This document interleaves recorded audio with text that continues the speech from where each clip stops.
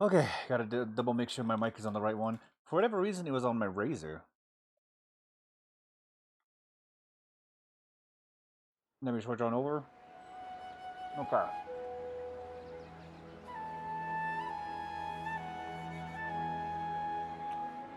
So we did a lot of things without Hatham. We did a lot of things with Dory yesterday.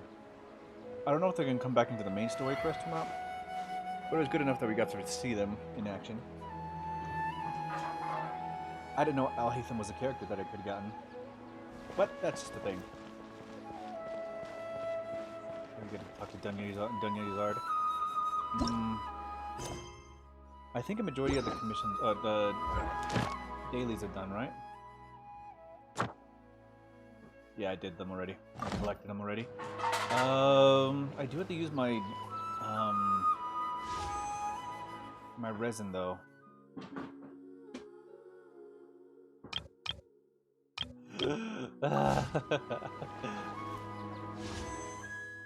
I need so many 3 more gems just to get one. I have only so many more days. Let's see, what are we at? 4 days? 3 more days. Tuesday. Monday. Tuesday. Okay. Let's see. What to do for now? We can either continue the main quest or we can use my resin.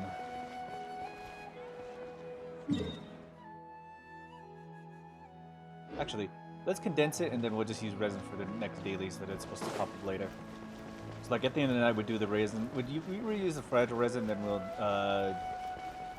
use condensed resins for like level up materials and stuff like that. So I do need the level up materials, and I'll probably use the rest on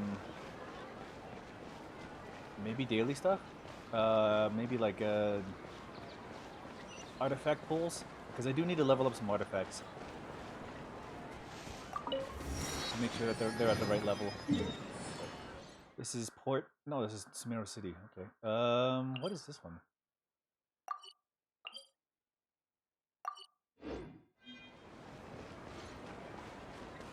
It's higher? Wait, what? How is it higher? Wait, how do we get up there? Hold on.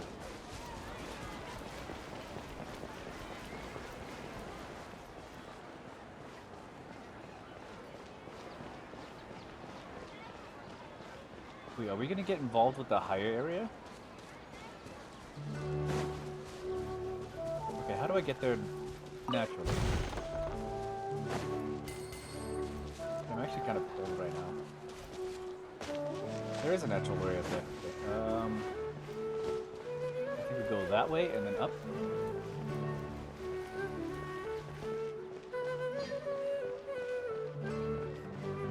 Meeting Dory yesterday was kind of interesting. I liked her whole shady business.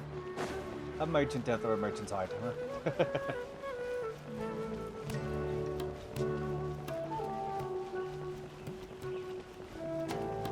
She really didn't care about what you bought or what you wanted. She just wanted to make sure you had the right eye for the items that she wanted selling at the moment. This door opens. Hold on.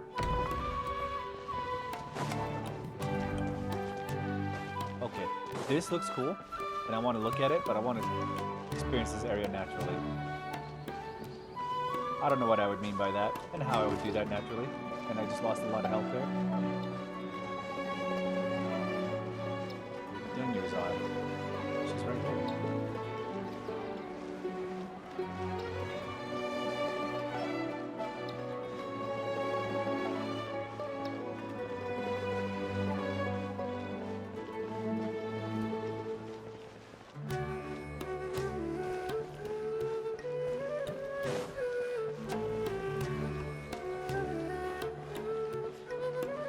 Okay, wait.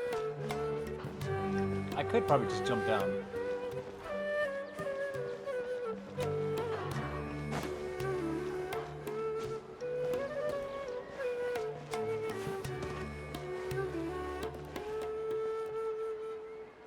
Oh, perfectly, who I wanted to see.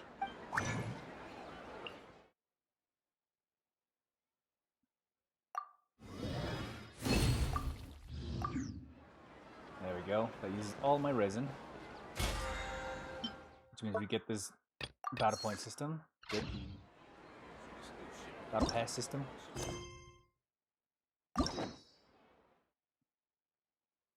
We get the daily.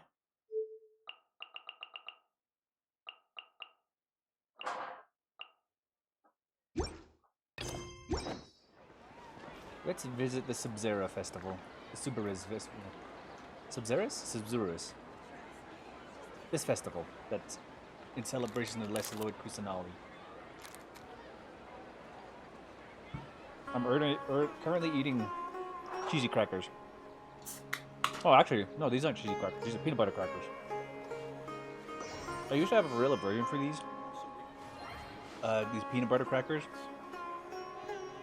These cheesy peanut butter crackers, because I used to think they were, like, I always had this bias around it, where I didn't think cheese crackers would taste good with peanut butter, and I never had them.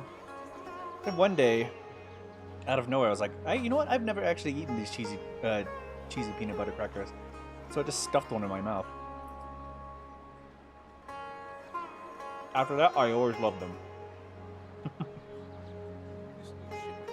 Like the cheesy crackers with cheese, very good. But the cheesy crackers with peanut butter, just as good. That was so sad. Well, I felt so sad after such a very long time of not eating them that I felt like an idiot. That I felt like an idiot for not ever trying them. How many years of my life was I missing out on cheesy peanut butter crackers? Because of some weird biased idea.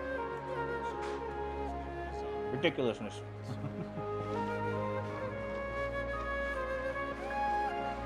Alright, Dunyarzad. Good morning, Dunyarzad. Sorry we're late. Not at all. I arrived early. You seem kinda tired. Did you not get enough sleep? I'm doing well. There's no need to worry. Shall we go? Let's start with the stalls over there. Sure. Traveler? Why are you just standing there? Let's get going. I think...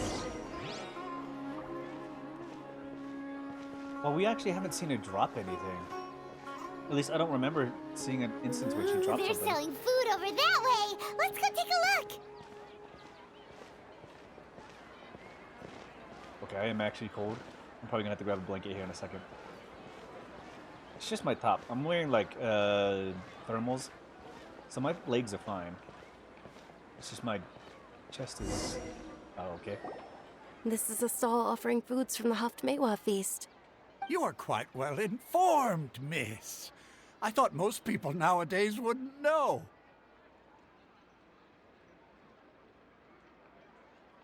They're all plants. Oh, Paimon's a little disappointed. Actually, what is the Haft Mewa feast you mentioned just now?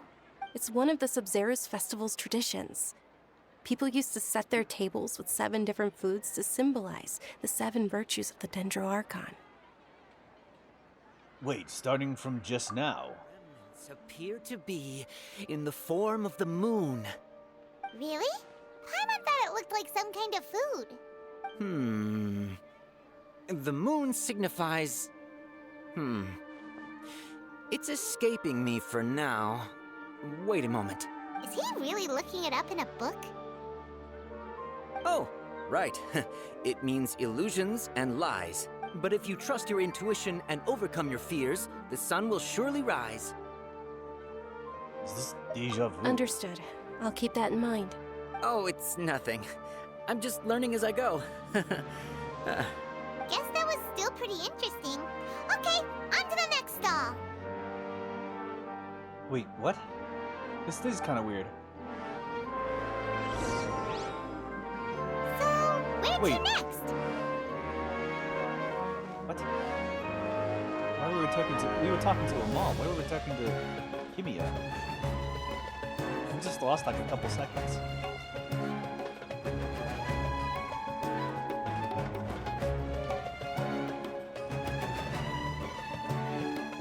Wait. No, these aren't the kids. There's the Night of Flowers. All right, soldiers. Now that you have your Yalta candies, don't forget your loyalty to Lesser Lord Kusanali. Dismissed. Wait.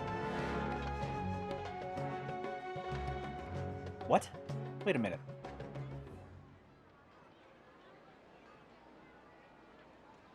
Wait, did the Arana send us into a dream? Wait, what is going on? We saw this yesterday. Yes, Knight Varus! Wait, what is going on here? What's going on? Is this a play? Ferris, the Night of Flowers, is another Sabzerus festival icon and one immensely popular with children.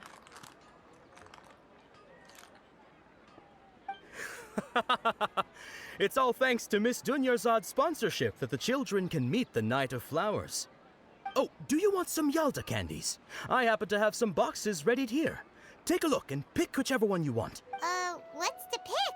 Don't these boxes all look the same? It's not that simple.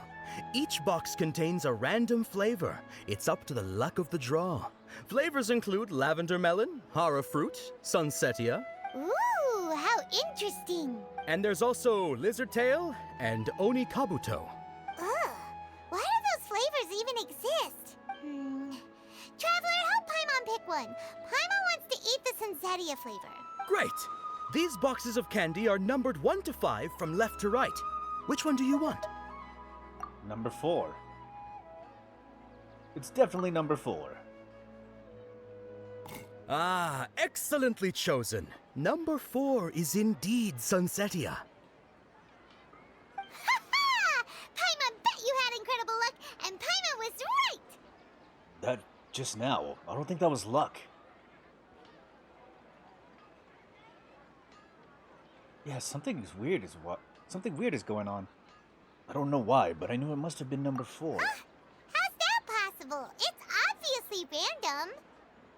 Why do I keep having this sense of deja vu? Maybe we didn't sleep very well last night. Or maybe we slept too much. I'm sorry, Dunyazad, but I need to leave for a moment. Sure. Huh?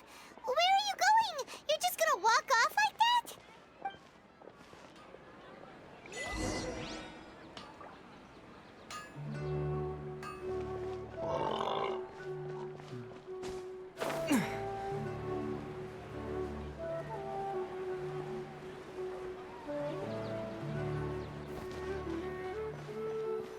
Okay, what is going on?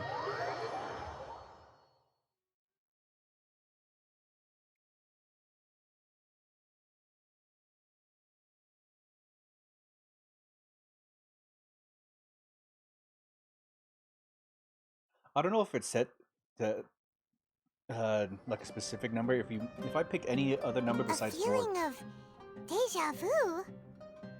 yeah. For quick, just recap. If I picked any other number besides the number 4, would it have like reset it so that the number I picked would have been Sunsetter anyway? So they say if I pick number 4, somebody picked number 3, would theirs be Sunsetter and mine be Sunsetter for my personal one? Or are they all actually all set and I just got really lucky?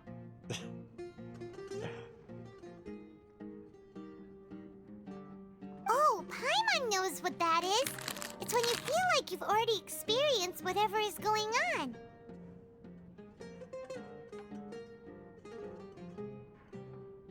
In that case, Paimon also felt something like that today. But that's just our brains playing tricks on us, isn't it? So why'd you run here in such a hurry? I want to do something I never normally would. So never that's it. normally You're would. intentionally doing things you usually wouldn't and seeing if you still get that same feeling of deja vu. Welcome, you two. Are you here for lunch? What would you like to eat? One charcoal baked Alina cake, please. Got it. You don't look like you're from these parts, but I gotta say, you got good taste. I'll give this order to the kitchen.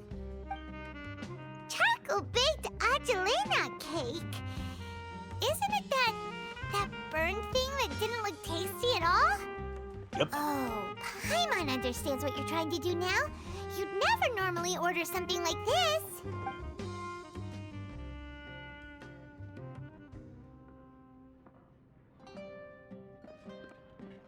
That thing? Are you really gonna eat it? So this could be an Arana, like kind of like a not like a trap, but like a dreamscape where they're replaying these moments over and over, and we just don't realize it.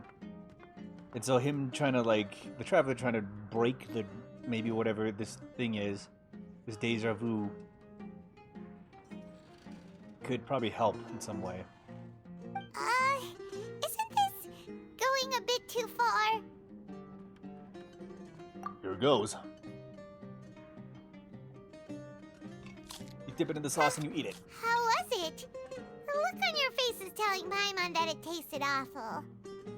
No, it actually tasted really good. Then, you mean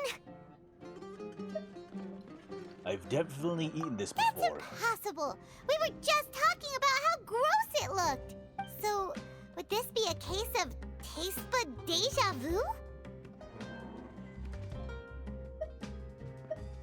Looks like I tried this before. Paimon also gets the impression that we've been here many times, even though we aren't regulars. How about we go out again and try something else? Yeah, this could be also something tied to Ermin's soul. Or the Lesser Lord Kusanali.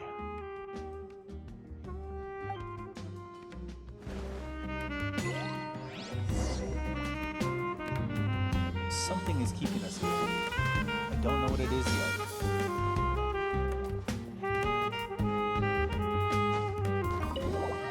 Or it could be like a knowledge capsule that we slowly got our hands on.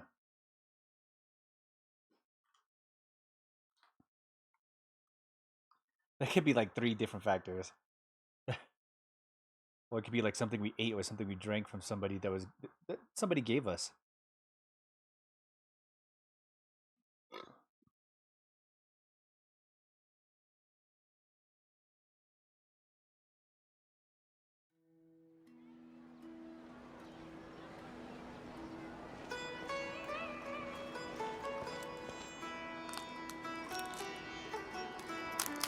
Hey, Dinyarzad is sitting by herself on that bench over there.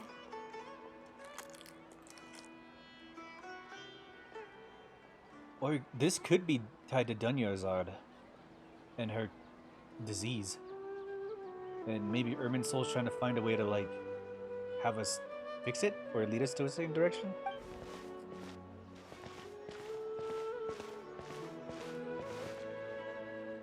What a coincidence, Dinyarzad. We meet again. Why are you sitting here all by yourself? Oh, I ran into some kidnappers just now, but thankfully Dia came to my rescue.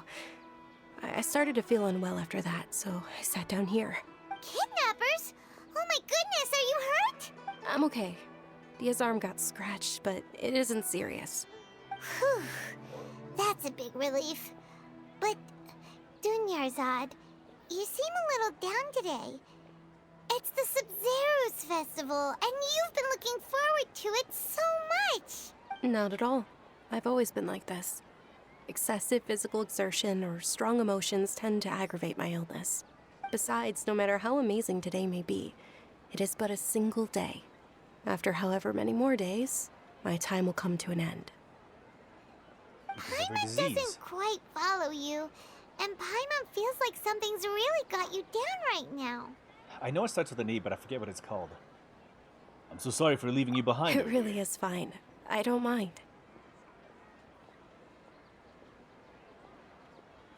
Have you noticed anything out of the ordinary? Huh? Did something happen? Dunyarzad, have you ever felt deja vu? You know, like when you've already experienced something that's happening right now? Deja vu? No. But my days have been the same for years now. Even if I were feeling deja vu, I suppose I would already be used to it. Oh, Paimon sees. Then, is it only the 2 of us? It's almost time. Huh? Time for what? Nilu's Dance of Sub-Zeros is about to begin. Let's go. Wait, she doesn't make it there, does she? Well, she was really excited about it, and she wanted to make it there. Wait, what's...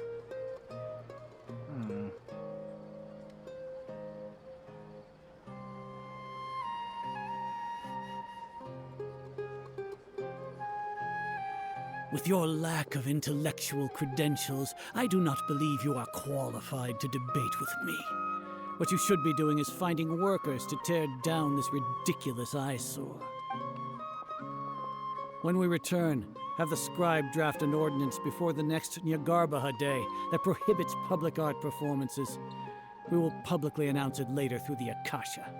Understood. I will inform him when I return. The Sub-Zero's festival. Go celebrate the birth of that god to your heart's content. That asshole.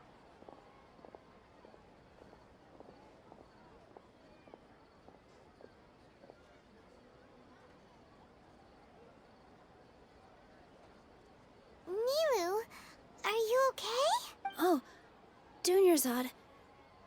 The Grand Sage ordered us to stop the performance. It's okay.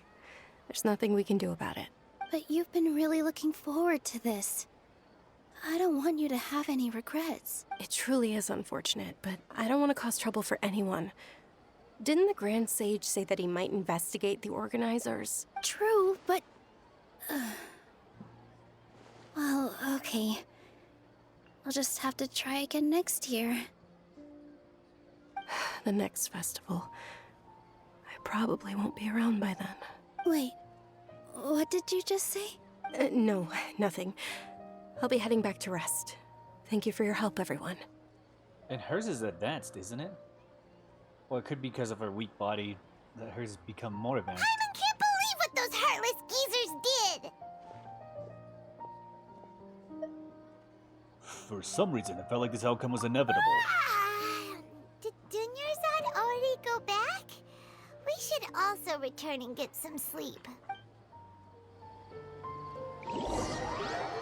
The Sub-Zero's festival was forced to come to an unfortunate abrupt end.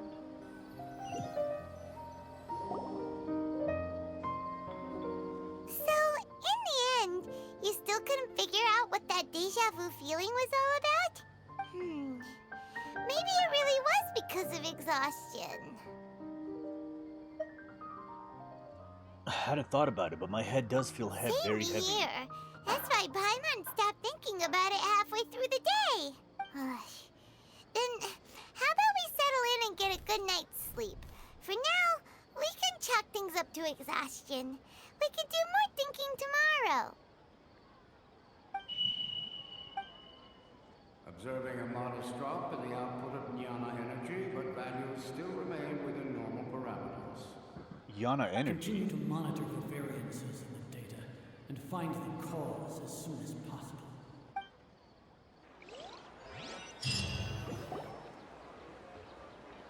Wait, is that happening because of our connection to Why does Akasha? Paimon feel so tired after so much sleep? Anyway, we should go meet Dunyarzad right away.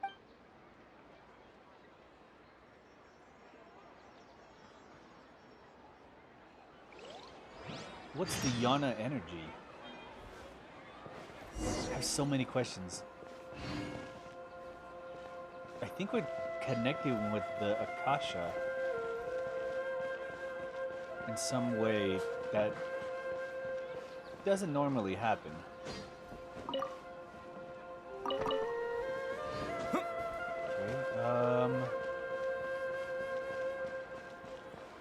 And this whole thing about the Jnana energy, that's something I don't understand quite very much. Another thing is this deja vu situation.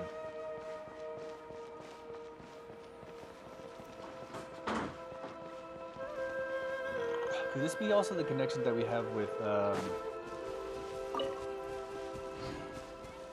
I don't know what knowledge capsules we got, but maybe we got some strange knowledge capsules that we might have accidentally unlocked. So, there's so many questions, but not enough answers yet. There's so many interfering factors that could, like, potentially play into this. Our connections to the Ermin Soul, our connections to the Akasha, our connections to the knowledge capsules, our connection to Hazuhuta pools. I haven't done any pools. I don't have enough Primo Gems. I have 27 Primo Gems, 32 Primo Gems. I don't have enough yet. But they've been god awful. Okay. Magoo. Sam. Good morning, Dunyarzad. Sorry to keep you waiting. Not at all. I arrived early. Huh? Paimon thinks you sound kinda tired. Did you not get enough sleep? I'm doing well. There's no need to worry. Shall we go? Let's start with the stalls over there. She sounds more exhausted. Wait, are they... Do you think whoever's running the Akasha system is targeting people who are celebrating the Sub-Zero's festival? Great idea! Let's get going! Traveler? Hey.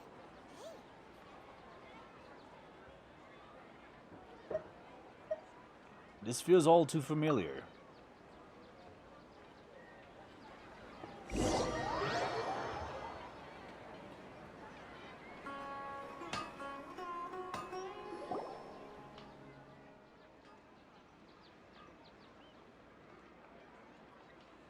Oh, so we let the day play out for now. Oh, are you interested in Yalda candies? I have some boxes of candy here. Pick whichever one you want. Not much. It's not that simple. Each box contains a random flavor. It's up to the luck of the draw. Flavors include lavender melon, and there's also lizard tail and oni kabuto. Huh? No problem. These boxes of candy are numbered 1 to 5 from left to right. Which one do you want? Oh, now they're all number 4. Oh, I like your confidence. No hesitation at all. Oh, congratulations! Number 4 is indeed Sunsetia. Oh, so it locks me in. So it is based on what you pick first. So since I picked number 4 first, it became Sunsetta. So then my next following thing, I knew it'd be number 4, so I picked number 4 again. And now that we're on the 3rd round, it just locks it in for you.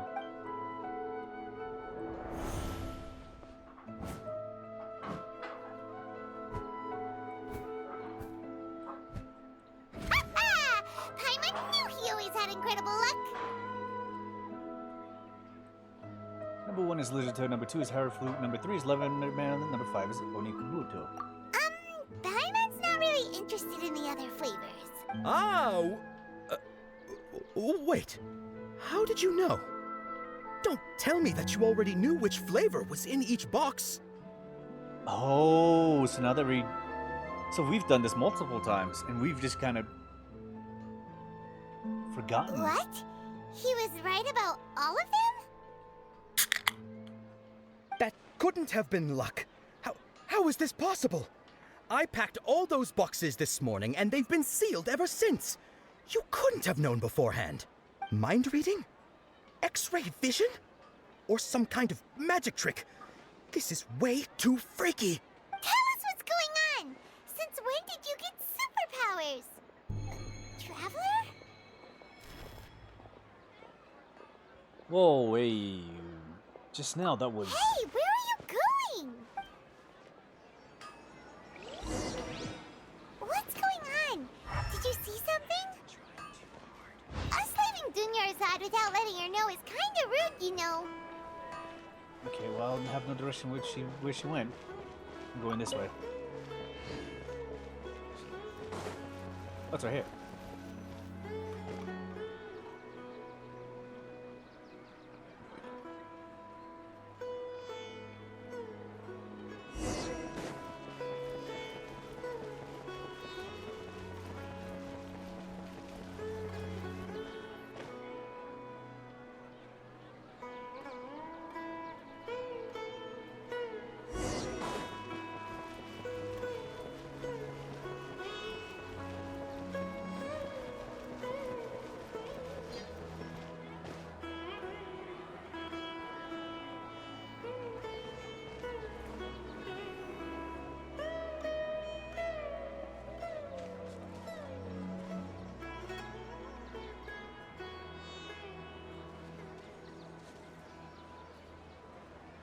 What are you looking for? Why did we come here?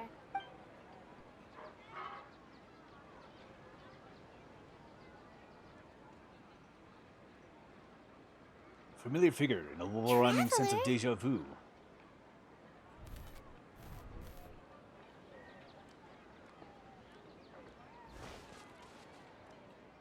Over there.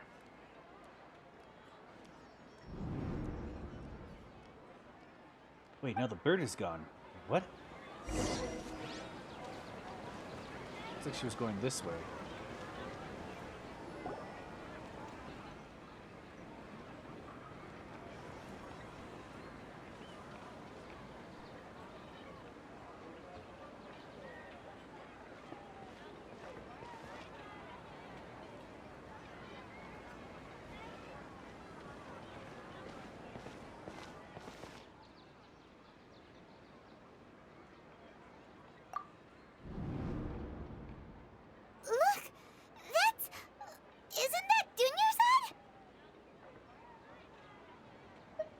she was still with us just a moment ago. What's happening here? Why are there 2 Dunyarzad's? You already know that this isn't your first Sub-Zero's festival, don't you? I'm sure you already know how to use this. Oh, a knowledge capsule. Knowledge capsule? Where did you get it? What's inside? You should use it too, Paimon. You know Paimon? Sub-Zero's festival. This would be how many times? Since we did all 5 options, it would be more than once. Okay, let's use it together, Paimon. Well, this seems kinda sketchy, but Paimon feels like this is what we should do.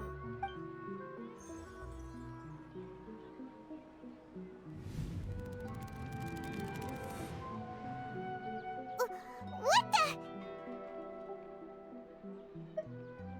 So many days worth of This memories. is our 20th time at the Sub-Zero's festival?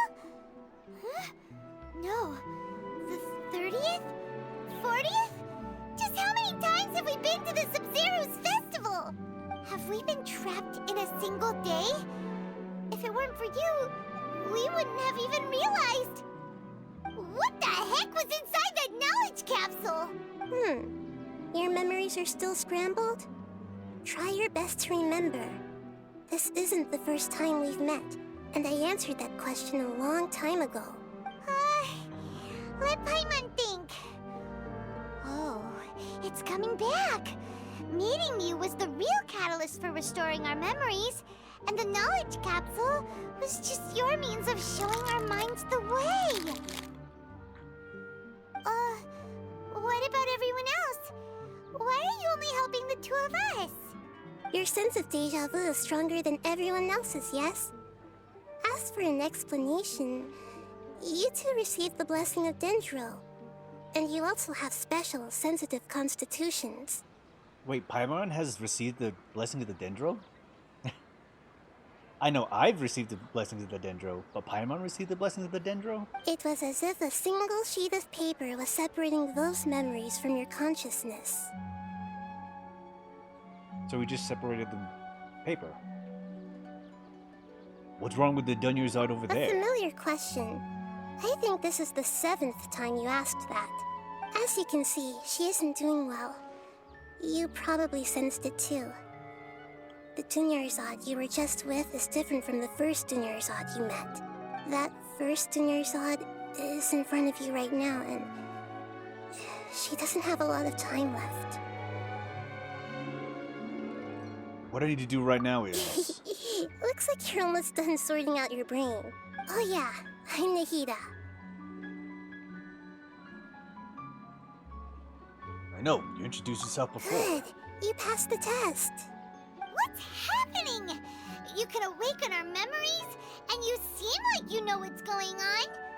Oh, wait, please don't tell Paimon even you don't know. Everything in this world runs in a loop. This cycle is called a samsara. You, me, and everyone else are all stuck inside a one-day samsara. As for the truth, that's on you to find out. If you were told the truth instead of discovering it yourselves, it would literally blow your minds. I don't know how you'd be after that. I can only give you surface-level help, like bits of information and subtle hints. For the rest of the time, I'll be doing all I can to slow down Dunyarzad's illness. She looks like she isn't doing well at all.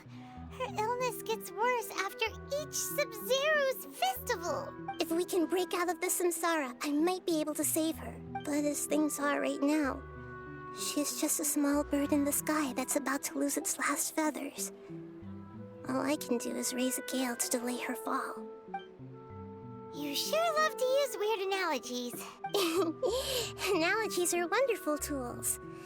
They let you use existing knowledge to understand unfamiliar things. Okay, so, with what you know so far, what do you think the truth is? Let me collect my thoughts.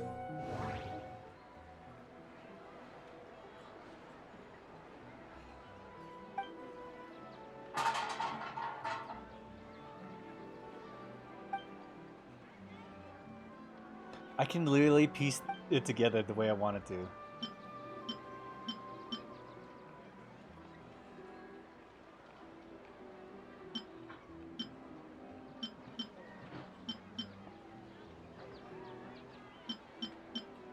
The Grand Sage said, "Go celebrate the birth of that god to your heart's content." Did he mean something more? We've already experienced the Sub-Zerus festival many times, and the day of the festival seems to be in a perpetual samsara.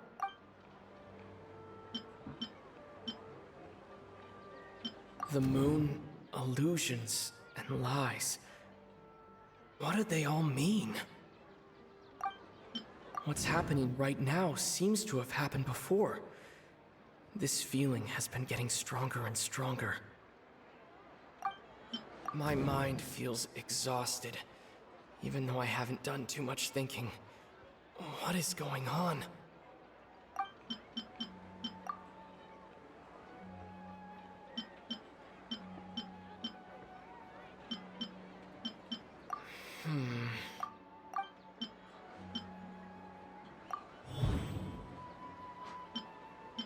That should be it. The flow of time is endlessly cycling within one single day. My mind feels... That doesn't sound right. What's happening right now? The moon... The Grand Sage said... We've already What's happening right now? That should be it. My mind feels... The moon... That doesn't sound right. A time loop. You've given similarly wrong answers in the past. A pity. Still the wrong answer? Paimon thought that made a lot of sense. It feels like time's just repeating itself. A simple time loop can't explain some of the phenomena. You two are still missing a lot of information. Unfortunately, I can't give you any more hints. Dunyarzad. The Sub-Zerus festival is happening every day, but that doesn't mean we can waste an infinite amount of them. Hurry and find the truth before today's festival ends.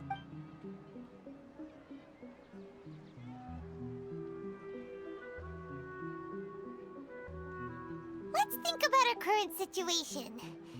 To save Dunyarzad, we have to escape the samsara of the Sub-Zerus festival. And to do that, we need to figure out what's happening. The truth. Nahida rejected the idea of a time loop, so we must have missed something, right? Paimon's memories say that we've already done this many times, but let's go talk to people again. It's more productive than sitting here and scratching our heads. Why don't we start with those stall owners?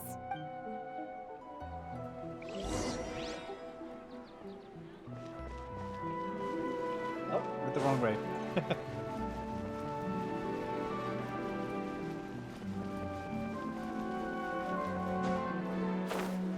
Okay, the candy has no real significance. The things of moons and illusions sounds like it has a bigger impact. But, there's something missing. Hey there! Hey, it's you guys again. Where's your cultured friend? She's feeling a little unwell. I see. Did you come back to buy something? I guarantee the freshness of my products. I harvested them from the forest just yesterday. Have you felt anything strange Huh? lately? What brought this about? I hurried back from the forest yesterday, and I'm selling produce here today.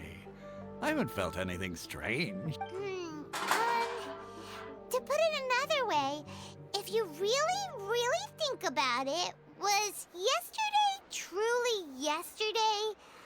Did you actually come back from the forest yesterday? What kind of philosophical nonsense is this? Are you two daydreaming? Didn't you know that no one dreams in Sumeru?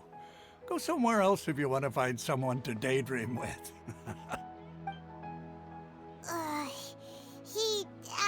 has a point. Is this a dream? Is everyone No dreaming? one dreams in Sumeru. True. It's so weird that people here don't dream. Why is that?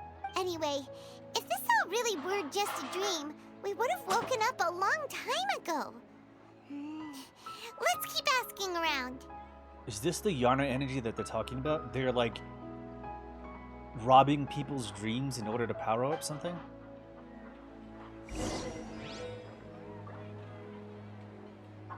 Like they're siphoning dreams in order to power something up? Oh, it's you two. Was my divination so accurate that you felt compelled to compliment me in person? We actually did run into a situation. Ooh, I knew it! I told you, the god's divination is highly accurate. You just hadn't fully understood its significance yet. You're really excited about this, huh? That's exactly why we came back. Help us better understand it. Help you better understand it?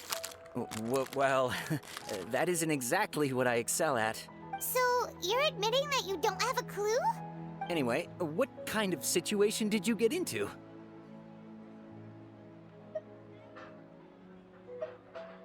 We're all trapped in the day of the Sub-Zero's festival. Hold on a second. I thought you guys just lost your wallet or fell for a scam. What you just said, are you serious? Does that kind of thing actually happen in real life? Paimon knew you weren't going to believe it. Marvelous. Truly marvelous. I believe you. Recall the interpretation of your divination, the moon, illusions, and lies. It really felt like an omen. When you say it like that, the divination does sound like it's related to what's going on. Can you read any more into it? I believe that the Archon's revelations are never more than vague hints. Anything more specific is beyond the reach of mere mortals. The book only says, if you trust your instincts and overcome your fears, the sun will surely rise. Okay, what am I afraid So of? that's how it is. Looks like fortune-telling is just fortune-telling. It's no good for practical problems. We haven't made any progress. Who else can we talk to? Let's try talking to Diha again. Paimon remembers that we tried talking to her a couple of times, but she always thinks we're playing pranks on her. You think she'll brush us off again? Let's try taking her to see the real Dunyarzad. If we tap into Dia's strong sense of responsibility as a mercenary, then she'll definitely take us seriously. At this time of day, Dia's probably just finished beating up those kidnappers. Let's go find her. So we're gonna do this again, probably. It's probably not the first time we thought about this.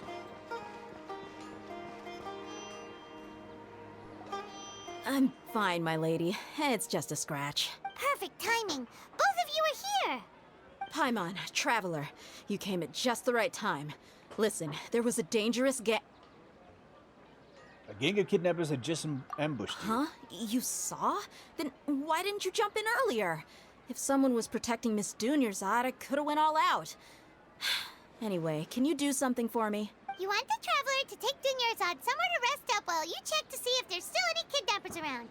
Did Paimon get that right? How did you know what I was going to say? We need to say something convincing.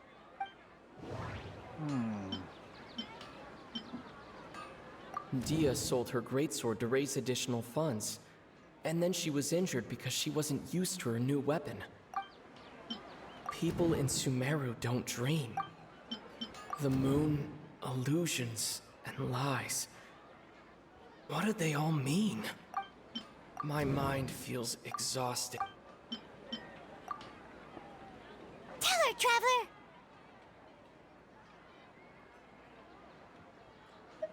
You sold your greatsword to support the festival. I didn't tell anyone about that. Including Miss Dunyarzad. You couldn't have known. And just now, you literally took the words right out of my mouth. What's going on? All right, so this is the situation. Dia. It's kinda hard to believe what you just told me. First, let me make something clear. Most of us desert dwellers might not be the scholarly type, but we do have basic common sense. Have you noticed something off about She's Dunyazard? quieter than usual. Uninterested in anything and really gloomy. Yeah, she isn't the same as before, but her parents said that this is how she was like at first. Huh? At first? I don't quite understand what you're all talking about. I'll go rest on the bench over there. My lady, first? are you angry? Come with me, I'll show you some evidence. All right, I'll give you the benefit of the doubt since you knew about my greatsword. Let's make this a quick trip. Miss Dunyarzad isn't completely safe here. Okay, now we take Dia to Nahida. Oh, it's already nighttime. Are we gonna fall asleep in the middle of this? What's going on? Or is this started at a certain time of day, like 7 o'clock in the morning? That's proactively changing the time for me. As I'm making progress through the story. It just so happens to be evening time now.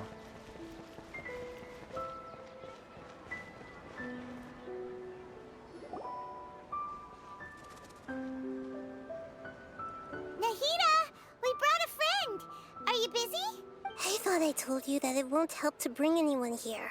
We just wanted her to see the real Dunyarzad's condition. The real Dunyarzad? Where and who are you talking to?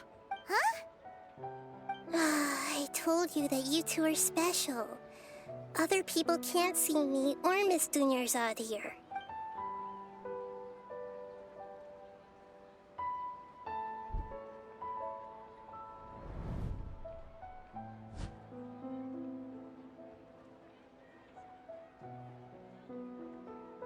Hold on. Over there. Is that? You can see it? Wow, how perceptive. Does she have invisible antennae? Miss Dunyarzad, she's lying down here, isn't she? How's she doing? Her condition's really bad, and she's basically in a coma. How did you know she was here? I can sense her aura. There are also lingering feelings of something like regret or disappointment. What happened? Do you believe us now? The Sub-Zero's festival has been repeating itself. So, you understand the think the situation. sages are behind this? Yeah, they've always been against us. Wouldn't surprise me if they're using the Akasha to intentionally repeat the Sub-Zero's festival as a sick joke. You have a point. Aside from the Dendro Archon, the Academia's sages are the only ones in Sumeru who could pull off something like this. Maybe there's more to the Akasha than we know. Nahida, can you tell us anything about the Akasha? Right! Didn't you awaken our memories using something that looked like a knowledge capsule? That means you must know something about the Akasha! The Akasha relies on the power of a gnosis to operate, as it is the manifestation of the God of Wisdom's power. It compiles the wisdom of the entire populace, and it grants knowledge to the people. So the Gnosis is the center control panel, okay? A gnosis could do that? No wonder the Akasha is so magical. It's being powered by the gnosis of Sumeru's Archon. So, this Nahida you mentioned, what did she say? She said, and Paimon quotes, "The Akasha relies on the power of a gnosis to operate, as it is the manifestation of the God of Wisdom's power. It compiles the wisdom of the entire populace, and it grants knowledge to the people." Compiles the wisdom of the entire populace and grants knowledge to the people. Wait. I get What's the up? grants knowledge part. That's what people have always used the Akasha for. But compiling the entire populace's wisdom? How does that work? Did she mean that the sages enter new knowledge into the Akasha? Most information in the Akasha comes from Irmin's soul. Oh, yeah. That sounds about right. What do you think?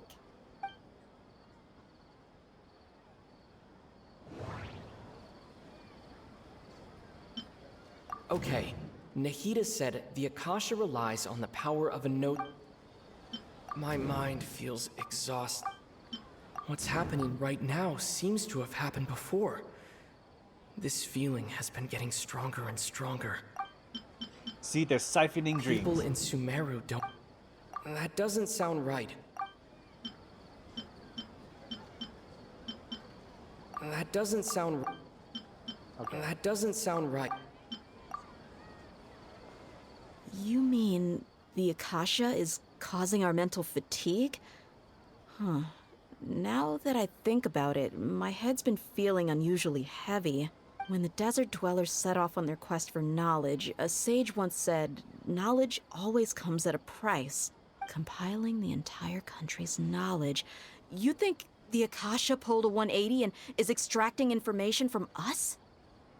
But how would it do that? Who knows? The Akasha can put knowledge into our heads, so who's to say that it can't also poke around in there? We don't know any specifics. What's the point of doing something like that? Just think about it. If you could combine the knowledge of every single person in Sumeru, then you can basically turn Sumeru City into a single massive brain. Connecting all the roots. This hive mind could make breakthroughs in problems that even the smartest geniuses can't crack. An excellent deduction. And the analogy comparing Sumeru City to a massive brain? I love it. In that case, we should take off our Akasha terminals right away. Maybe that'll solve this problem. Somehow I don't think it'll be that simple. Yeah, I was only wearing this for show in the first place. Didn't expect the sages to cook up such a conspiracy. Mark my words, when this is over, I'm getting evidence and exposing this whole thing to the public. Everyone removes their Akasha terminals. How does everyone feel? Actually, I also noticed something else. Huh? What is it? There's always the sound of a beep. Oh, that! Paimon knows what you're talking about. It's a single soft beep that sounds like it's coming from the Akasha terminal. The sound of a beep. Could it be a prompt tone for when the Akasha is operating? I heard the same sound in Port Ormos. That's probably an important clue. We weren't using our terminals, but we heard a beep anyway. Traveler, did you hear that? I heard it too. Our ears aren't messing with us. There was definitely a beep, but it sounded like it was coming from inside my head. We took off our Akasha terminals.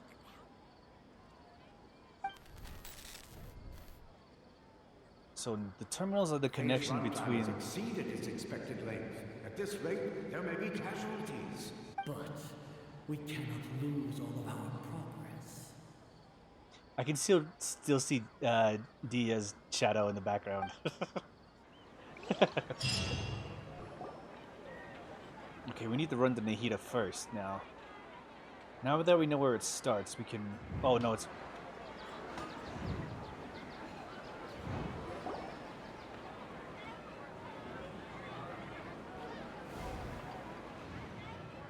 Wait, did it rewrite?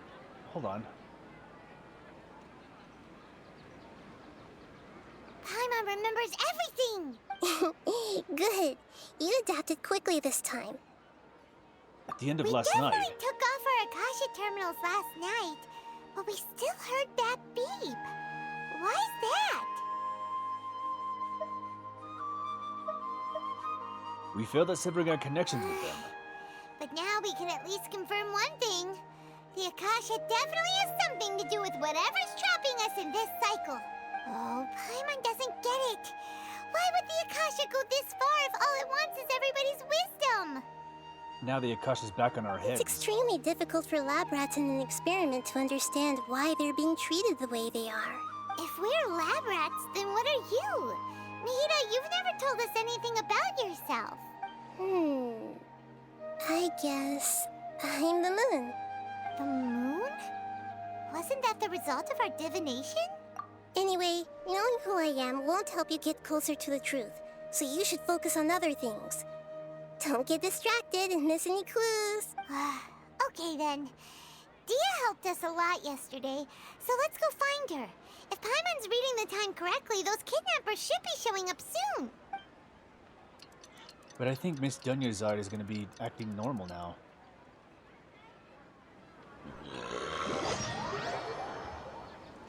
Now that I know how Dunya Zod acts, they're gonna change it to where she's acting more normal. Ah, there you are. I've already taken care of those kidnappers. My lady, did you get hurt? Hold on, something's not right. Dia? What's She wrong? doesn't have a scratch. Why are you both gawking at me like that? You didn't get hurt this time. Huh? What do you mean this time? Why are you so surprised that I managed to get out unscathed? Those kids were amateurs.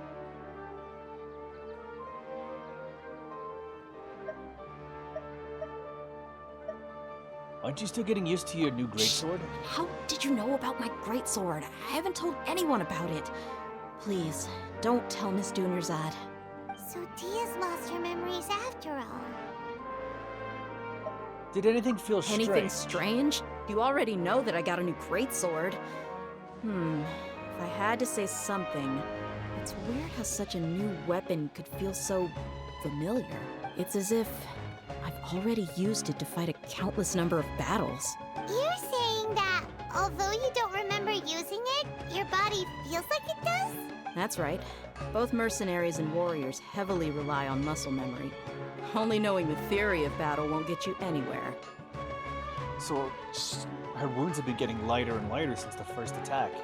Traveler, what do you think? Could it be because we removed our Akasha signals? Paimon's feeling really hopeful. Is it possible that we have already broken free? You're right! Earlier in the Samsara, something like this would have never happened. I have no clue what you two are talking about, but it's still dangerous here, so... So you want us to take Dunyarzad somewhere else to rest while you check if there are still more kidnappers around, right? How did you know what I was gonna say? Can you read minds? Forget it. Go and do your thing.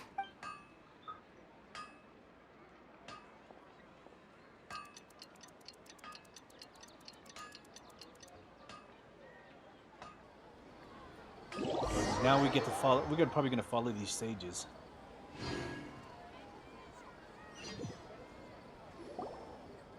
Whew. It's finally nighttime. Aside from Dia not getting injured, everything seems to have stayed the same. Listen, Nahida, we found out that Dia got out just fine today, even though she got injured every other time she fought the kidnappers. Do you think the Samsara has been broken? Have we saved Dunyarzad? Really? Good job on all that progress. Get some good sleep tonight. Hey, what kind of an answer is that? She knows we haven't broken out yet, but we found a sliver of Tomorrow will information. come. Everyone assumes this is common knowledge, but the only way you can know that for sure is if you experience tomorrow. How many todays has it been? Is it possible that today will be followed by yesterday? Does tomorrow truly exist as anything beyond a made-up concept? It's even possible that this entire world is a lie, and the history of the whole world has just been one endless Sub-Zero's festival. Okay, no more. Paimon's brain is already shut down. That's why it makes no sense to waste your energy thinking about things you will learn tomorrow. Get some good rest. You know, use the bathroom and flush your anxiety dookie away. That's a sentence. Huh? Hold on, what did you just say? Did Paimon hear you correctly? Huh? People always say they feel a sense of relief after they take a duk-duk. That's why I suggested you could try that. Is that so strange? It's so strange and so against common sense that Paimon's at a loss for words. You were sounding kind of smart just a minute ago. Not a lie. It's definitely not a lie. Drop a deuce every once in a while and you'll feel fine. A sense of relief. We're going to get some rest. Yeah. Even though it's happy and lively at the Sub-Zero's festival every day, it feels like it's been a long time since we've really gotten to relax. Let's go back to our room. Continue the harvest. Compared to what we stand to achieve, these sacrifices are trivial. I think it's because we're so... I feel fine right now, if you know what I mean. What the? I didn't need to We're know. still in the same day. So I feel like, with our tie to the Dendro Archon and the energy that they're getting from just us, they're pulling a lot more energy than usual, which is why they're taking such a risk of, like, sap away these people's lives as much as they can. Because it seems like everything was running fine until we got here. And with all the stuff that we've gone through as a traveler and the stuff that we already have and our connections to everything, it feels like they're zapping so much information. Like this is an overhaul and they're trying to get as much as they can. As expected, it's not as simple as we thought. Nahida, you already knew last night that we didn't break out of the Samsara? Why did you tell us? Would there have been a point? You would have spent the night with new worries, with tomorrow still out of reach. In that case, you might as well rest within that brief moment of hope. An opportunity like that doesn't come by often, and I thought it might help you clear your minds. Paimon thought that Duke did that! Whatever. Guess you were looking out for us after all. The SAO arc?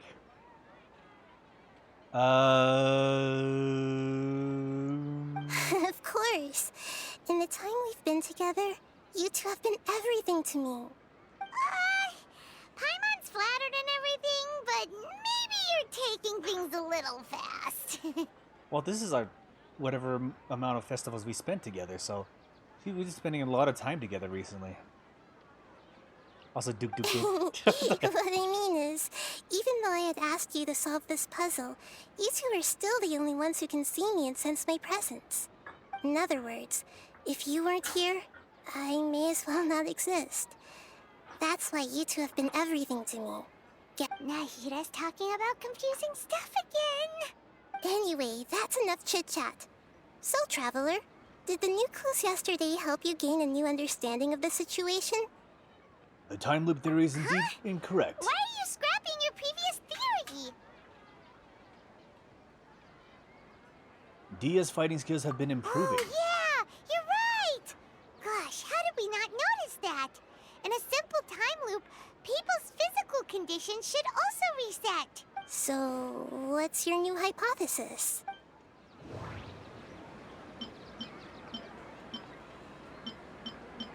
Mercenaries Bodily rely memories. heavily on muscle memory, and Dia was able to use her experiences to avoid injury in later samsara cycles.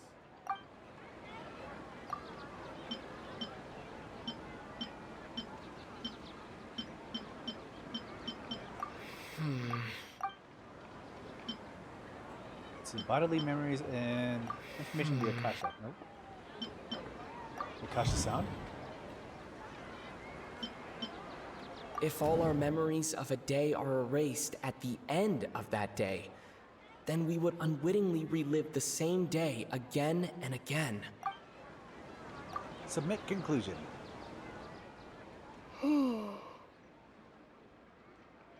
Instead, our memories are being erased at the end of each day. Oh! Then the beep we hear every night could just be indicating the deletion of our memories.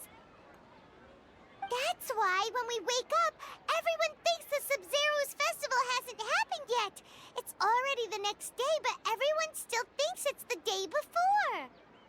And I think it's because of a special connection to the Dendro Archon that our information is being siphoned. Because there's an anomaly in what they called it, the Yarna energy, and they're trying to like lock onto it right now. But muscle memory can't be erased. That's why Dia has been getting better at using her greatsword. Now everything makes sense. A brilliant deduction. Nahida, tell us if we're right or wrong. To put it simply, it's as if you've mistaken a pyro crystal fly for a firefly in the night. You lost sight of its true nature because you focused too much on your perception that it glows. Will you get Hu Tao without money? That's the hope. That's the dream. Isn't simple at all. Still the wrong conclusion, huh? Why don't you go talk to Miss Dia again? You might learn something new. Right. She did help us find our latest clue after all. Let's go. She's dropping the hints again.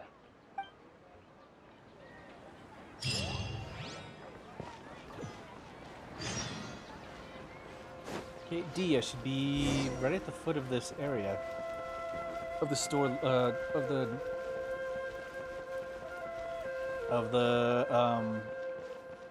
store vendors. I was trying to think of the name.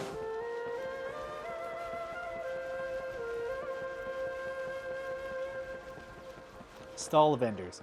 Not store vendors. Stall vendors. Here she is again. There you are. Really took me a while to find you. As expected, Dia also didn't get hurt today. Get hurt? Why would I? Don't underestimate me. Well, you're still getting used to your new greatsword. Huh.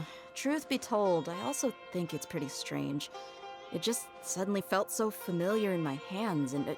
wait a second! How did you know I got a new greatsword to begin with?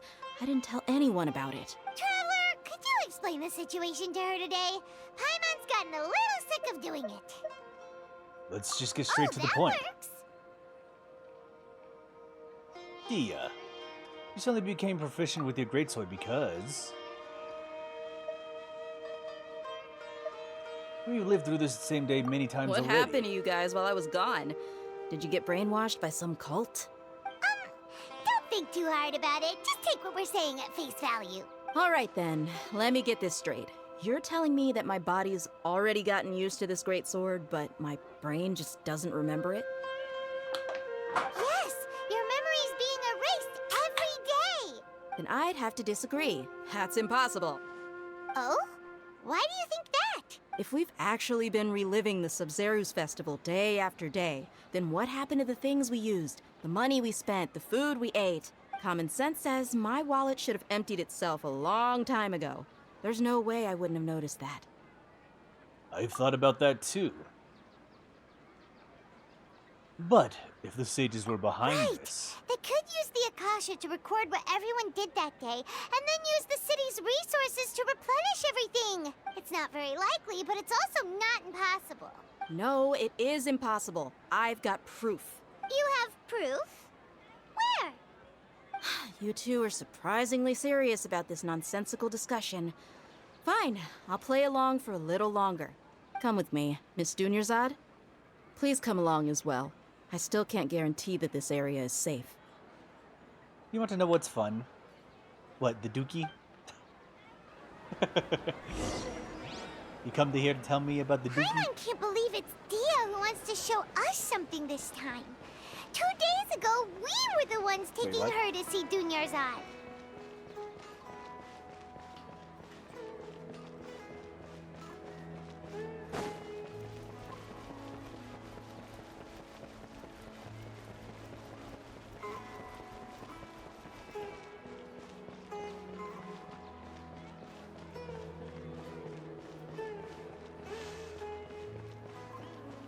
Okay, back here. What is back here?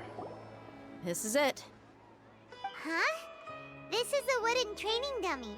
What about it? Well, if you want me to talk about the Duke, all I wanted to know was fun. I just threw out a thing at the end of the day. See those marks on the dummy?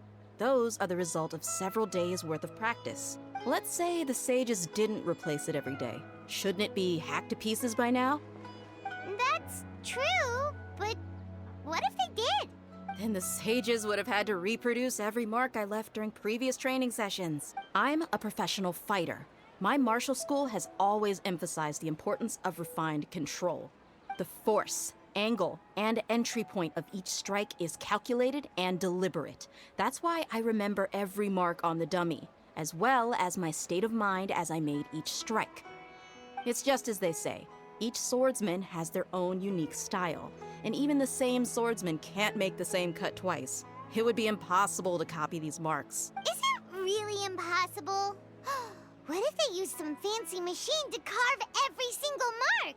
People often say that a camera's photo can never replace an artist's painting because the former has no spirit to it. That makes some The sense. same thing applies here. At a mere glance, I can differentiate carved marks from the results of combat training. It seems we'll have to abandon this theory.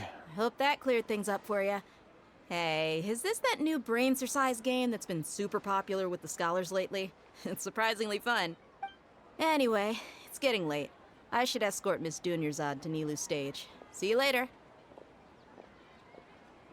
Well, back to square one. Is our memory deletion theory also wrong? But at least we've reached some other conclusions in the meantime. I mean, this also could be a dream. We're not in a time loop, and we're not in the real world. I want to say the second one, but we're definitely not in a time loop.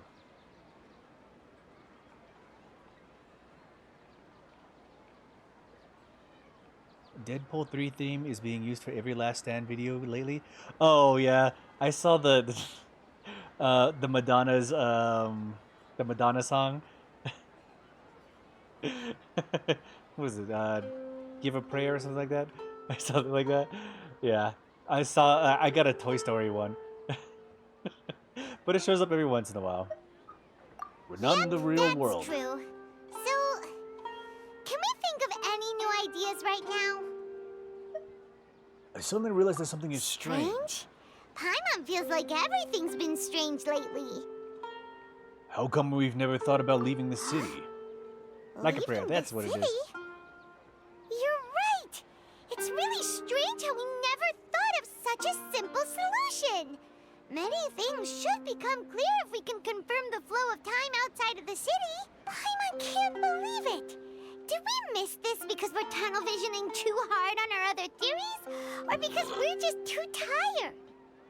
We should have thought of this a long time How ago. about we go back and ask Nahida? Maybe we've forgotten something about leaving the city. It was actually very sad because there's Toy Story 3 when they're in the wood chip situation. Got very emotional. I watched it while I was drinking, so it got even more emotional. Nahida. Nahida, we're back! You're back early today. Did you find something new? Early today, Sort okay. of. We're mostly sure now that we're not in a time loop. And we also aren't in the real world. But at the same time, we have a new question. That song on your last pull for Hootal before your spend? Maybe. Maybe I can make an edit of it. Have we ever tried leaving the city? Leaving the city. As far as I remember, you've mentioned your plans to do that twice before. We did? What? But we don't remember anything. What happened after we talked about those plans? What did we say when we got back? Let me think. I don't think you ever actually told me what the outcome was. Oh, it's probably more accurate to say that both times you never came back the whole night. But you two sometimes stay out the entire night anyway, so at the time, I didn't think too much about it. It is true that sometimes we lose track of time during our investigations. Before we know it, it'll already be the next day. But still, neither of us remember anything about leaving town. Really? That's kinda strange. In theory, I should have already awakened all your memories. Maybe this is the Yep. key. Something here's definitely fishy. Let's get to the bottom of this tomorrow. Did you enjoy those videos I sent you today? Let me recheck those videos to make sure I know which ones you're talking about. Where's it at? Where's my app?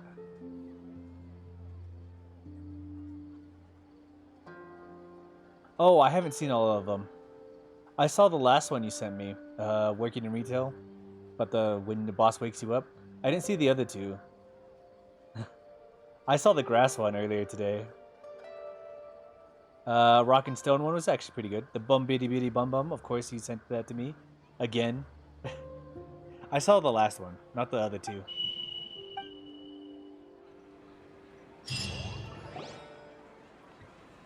Our memories are back! Let's go and try and leave the city today. About that. Well, where should Paimon begin? Huh? Paimon, what do you mean? Traveler, aside from your memories that were just restored, I have another message for you. Another message? From who? Listen to it and you'll understand. Can't go back. There are countless spaces here. Our Sub-Zeru's festival in Sumeru City is just one of them. This is my own Traveler, voice. you should be missing 2 days worth of memories. Paimon will fill you in. 2 days ago. It's time to carry out our plan from yesterday. Let's go and try and leave the city today. Let's go.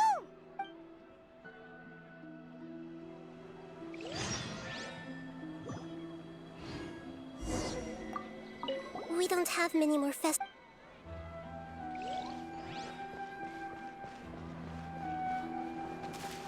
Okay, so this is my mission for going outside of the city, sent to me from my own mission, from my own memories.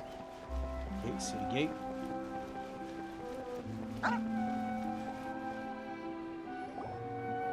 Why can't we leave the city? What is the academia up to now? Don't ask me. It's not like I can tell you anything. This is a direct order from the Grand Sage. Just wait until tomorrow. I have a real emergency. My goods have already arrived at Port Ormos. If I don't hurry, they'll be stolen. That's your problem. Make sure you make a request in advance next time. But it's not like you can just predict business matters in advance. It looks like the Academia already announced a lockdown for Sumeru City today. How completely unsurprising. Let's go and question them. Hello, sir. Why can't we leave the city today? Here we go again. Don't ask me. I don't know either. We just received an order that no one is allowed to enter or exit Sumeru today. They didn't tell us anything else. So, the Academia doesn't trust you at all. Angering me won't get you anywhere. If I had that kind of insider info, I would have left this stupid post long ago. I thought you already played Stellar Blade. You're telling me how goated it was. It looks like he really doesn't know. If we can't get anything out of him, let's take matters into our own hands. Why don't we climb over the walls? Those guards can't be everywhere at once. This is a good spot, and the guard hasn't noticed us at all. Let's hurry! Paimon, stay here. Why? Are you going to leave Paimon behind? We need someone to stay and witness events from this side. What if things get really weird out there and you get into some trouble? Then Paimon won't be able to help you. Paimon knows that Paimon can't do much, but we've always been together, haven't we? If we leave together, it'll be just the same as before. Okay. Paimon will wait for you. Promise Paimon that you'll come back as soon as possible. Just a quick look. Okay, And okay. Please, be careful.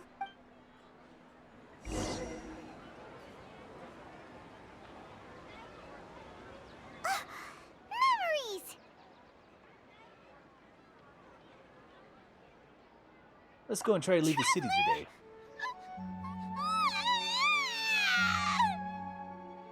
Wait, what happened to me? What's wrong, Paimon? Paimon thought Paimon would never see you again. You just disappeared. Paimon waited for you for hours and hours at the city wall, and you never came back. You promised Paimon that you were only taking a quick look. What did I promise? Paimon, calm down. He's here now. I don't think he understood what you were saying. Paimon doesn't care. Paimon wanted to go look for you, but you also said that Paimon should stay. Paimon was so worried and so scared the entire day. Although I don't remember doing any of this, I won't leave you behind. Okay. Paimon will forgive you. The most important thing is that you didn't actually disappear. Oh, Paimon was so scared that you had gone into another world. Okay, Paimon, can you tell us your perspective of what really happened yesterday? Okay, we got the plan together. See. Using two people's different perspectives. After that, you left the city. Paimon kept her eyes on you the whole time, but then you disappeared in an instant. You sure that's what you saw? You weren't zoning out or anything? No! attention. What's your perspective, traveler?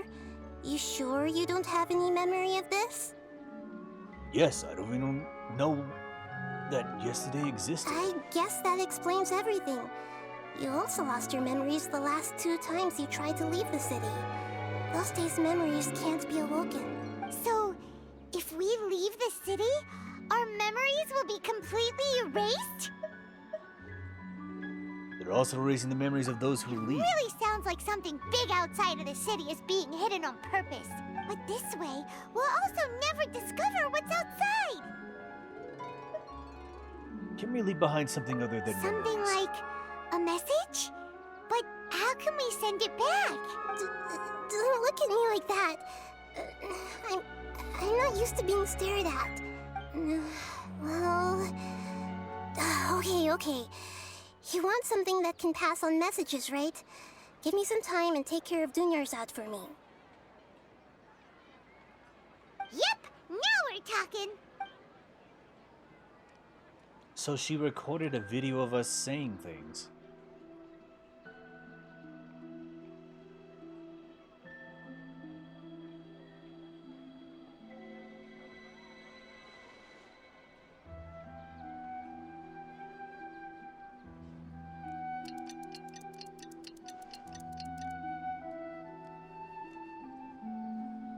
I'm done. Here you go. What? Isn't this just an Akasha terminal? I made some little changes. Akasha terminals are already capable of sending messages. I just tweaked it so that it could connect to any node. To make something like this? Nahida, you really know the Akasha like the back of your hand. Anyway, we can use this now to record a message, right? Yep. I'll help you save the messages. It should be pretty easy to use. I just can't guarantee the user's status and signal coverage when they're outside the city. We'll never know until we try. At least we're taking the initiative now. It's worth a Let's try. go then. Let's expose those sages. I still think you should stay. All right. Paimon isn't as worried about being separated since it happened once yesterday. But Paimon still isn't happy about it. See you tomorrow, Paimon. Okay. See you tomorrow, Traveler. So we left again yesterday. That covers everything that's happened so far. Was what I left for myself when I left the Yes. city. Although the signal was choppy and had some interference, we still managed to receive 2 messages from you when you were outside. Okay, now that you understand what's going on, let's hear the messages together. So our 2 days of memories are now being replayed to us. Can't go back. There are countless spaces here. Our Sub-Zeru's festival in Sumeru City is just one of them. I've entered another space. Before me are flowing sandstone and howling fish. Impossible and surreal sights. All these spaces are empty except for the occasional ones that contain mute puppets rather than people. I can't sense any human presence.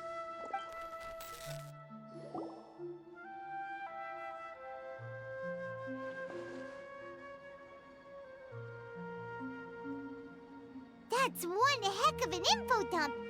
It sounds like you left the Sumeru city space when you set foot outside of the walls.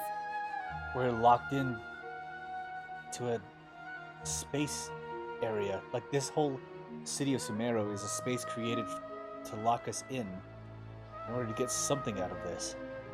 And anytime we make a way out of it, we find these empty puppets floating around. So we're specifically locked into the Sumeru city. So the Akasha system is locking us in specifically for why. I think it's related to our Dendro association. And they're trying to siphon whatever information out of that they can. And so they've locked us in a mental space where we can. I'm spouting. We're locked in a mental space in Sumeru City, and we can't leave. And that's why we end up in this area of just like puppets and sandstone and stuff lying around. So yeah, we're locked in this mental space. So we're probably still dreaming on the day of the Sub-Zero's festival. We're just locked in an eternal coma. And we're just reliving the day over and over again due to our association with the Dendro Archon. So, is this Nahida somebody who actually exists? Are we like in a coma next to Dunyazard? But everything looked completely normal when Paimon was looking out from the inside. That's unbelievable. And if we take your word for it, the other spaces all had very weird contents. There's another part here. I only received it last night. These spaces have been disappearing one after the other, absorbed by something like a sun in the sky.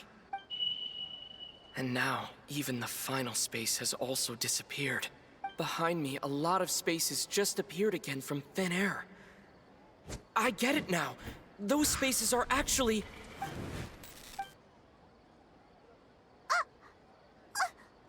Why did the message end right there? What did the Traveler want to say? What are those spaces? Probably because yesterday just happened to end at that moment. Oh, right. Paimon did hear a beep from the Akasha. Did it come from here or from the message? The message. It should have come from the Traveler's Akasha terminal. After the beep, Traveler said even the final space has also disappeared. Traveler, what do you think that final space could have been?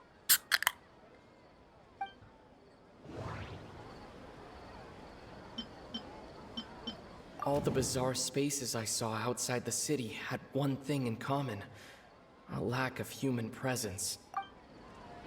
Was that space actually the real world? But wouldn't a real space just randomly disappearing like that be catastrophic? My impression is that each day in this samsara only ends at the sound of that beep from the Akasha.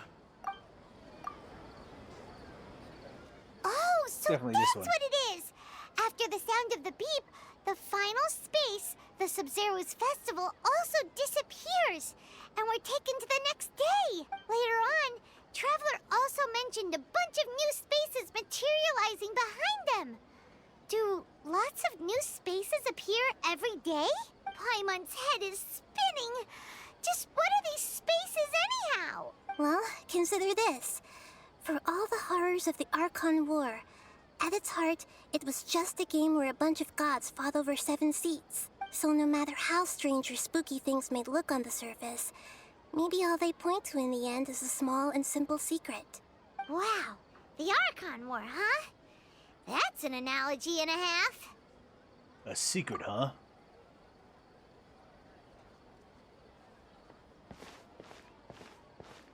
Give me some time. I need to organize my thoughts. Where are you going?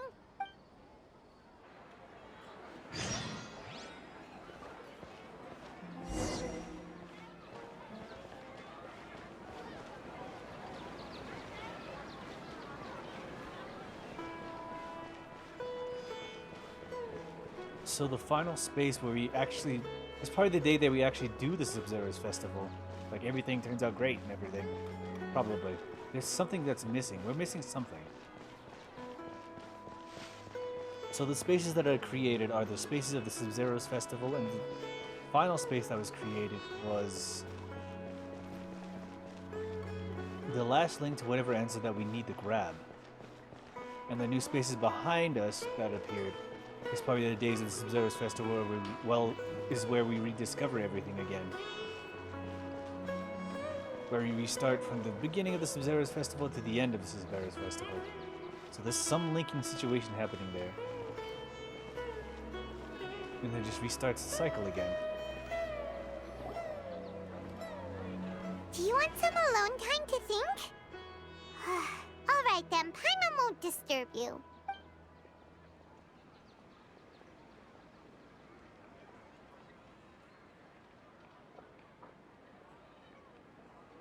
What is the sun in this situation? The dance of Sub-Zeros is about to begin. I'm going to go watch it. The dance of Sub-Zeros. It's that time already. Okay. Why don't you go ahead, Dunyarzad? We still have some other stuff to do first. Okay then. See you later.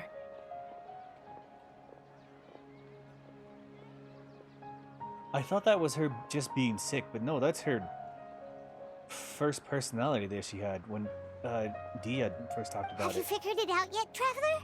Time is ticking away. I think I know the answer So now. what is it? Paimon wants to know. Oh, wait, no. Let's meet up with Nahida first. You can tell us both together. This time, we're gonna get to the truth.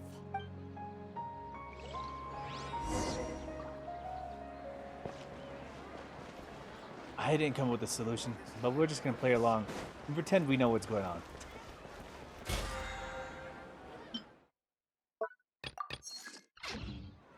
We are in it for the ride. I didn't really come up with any answers. I came up with like what we concluded, but what was I supposed to connect? Just like you do every day. Yep. I just play along.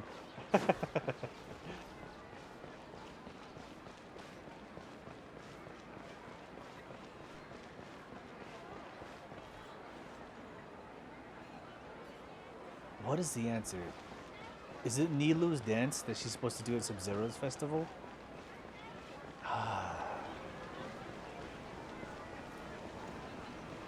Okay, there's gotta be a reason, but I don't know what it is yet, because I don't feel like I have an answer that clicks with this yet. There's something missing. It's definitely related to the Sages, definitely related to the Akasha, definitely related to the Genosis. But there are things that are missing. This whole space situation. And the reason people can't dream. I feel like it's related to the Arana, but they don't trust the Nara. So I don't. So what is the Jarna? That is the one thing that bothers me. He called it the Jarna energy. What is the Jarna energy? I feel like it's like the dreamscape that the Arana use. I think, but we haven't done that whole side quest mission with Arana and the whole situation with the Arana and stuff like that. There's so many questions of what the genre could be. But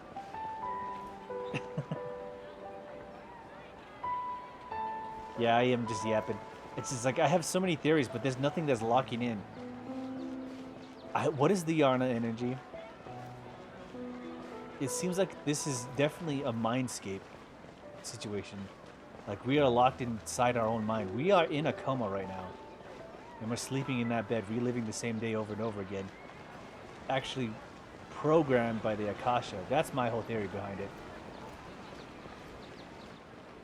And they're siphoning maybe our connection to the Dendro Archon in some way, which is what the Yarna entity could be, but that's just theories. What the answer actually is could surprise me, because it could be anything. Yeah, let's find out. You're back! I've been waiting forever for you two. Judging by the looks on your faces, are you ready to take your Sub-Zero's exam and graduate from the festival? Wait, graduate? Ask away, Miss Nahida. Okay. First off, have you discovered the hidden truth? Oh. All the bizarre spaces I saw outside the city had one thing in common: a lack of human presence. People in Sumeru don't dream. What a strange phenomenon. We've already experienced the Sub-Zerus.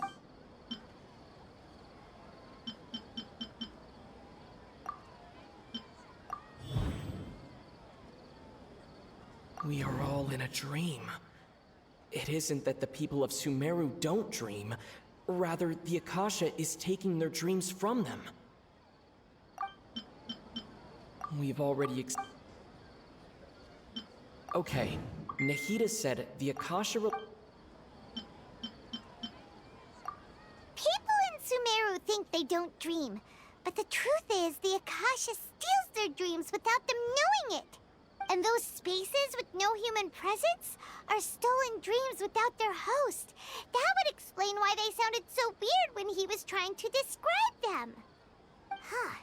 So people in Sumeru do dream after all.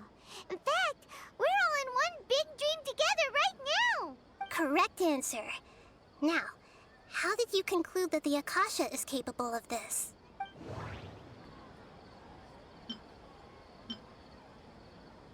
It compiles the wisdom of the entire populace, and it grants knowledge to the people. It is the manifestation of the God of Wisdom's power. The Akasha relies on the power of a gnosis to operate.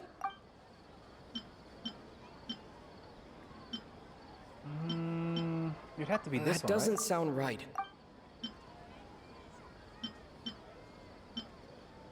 That doesn't sound right.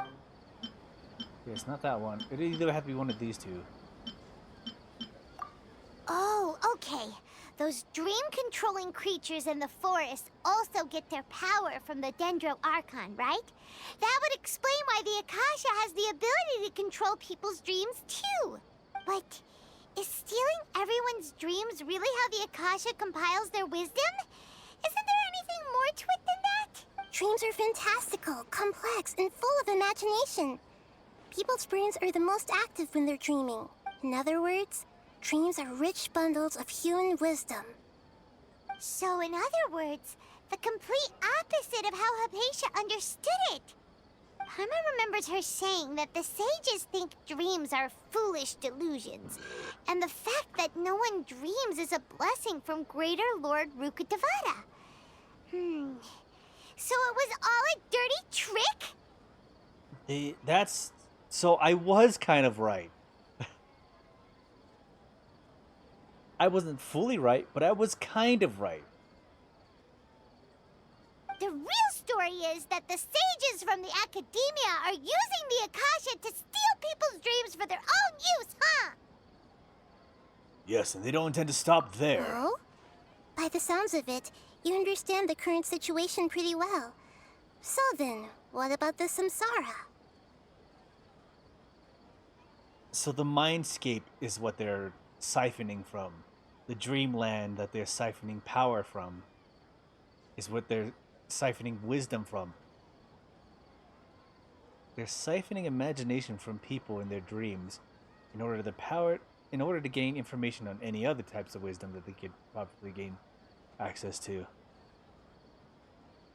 So I was about 70% right with the whole situation with the Arana. The rest of it was a little bit kind of convoluted, and I was probably like digging at straws after the whole situation, but most of it was right. At least 70%. I'll give myself a good 70. A passing grade.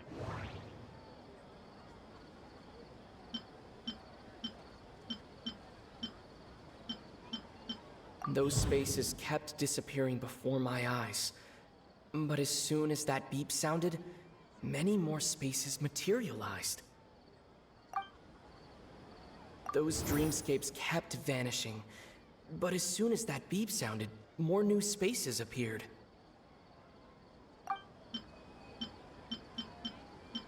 The beep is a prompt tone for Akasha operations.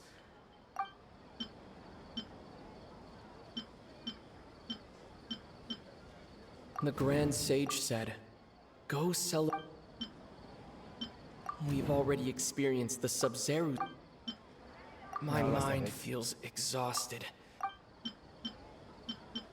That doesn't sound right. Guess the Akasha That doesn't sound right.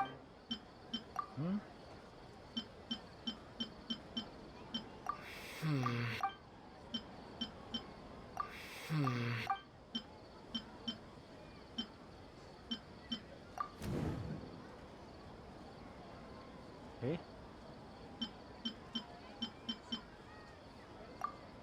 Correct.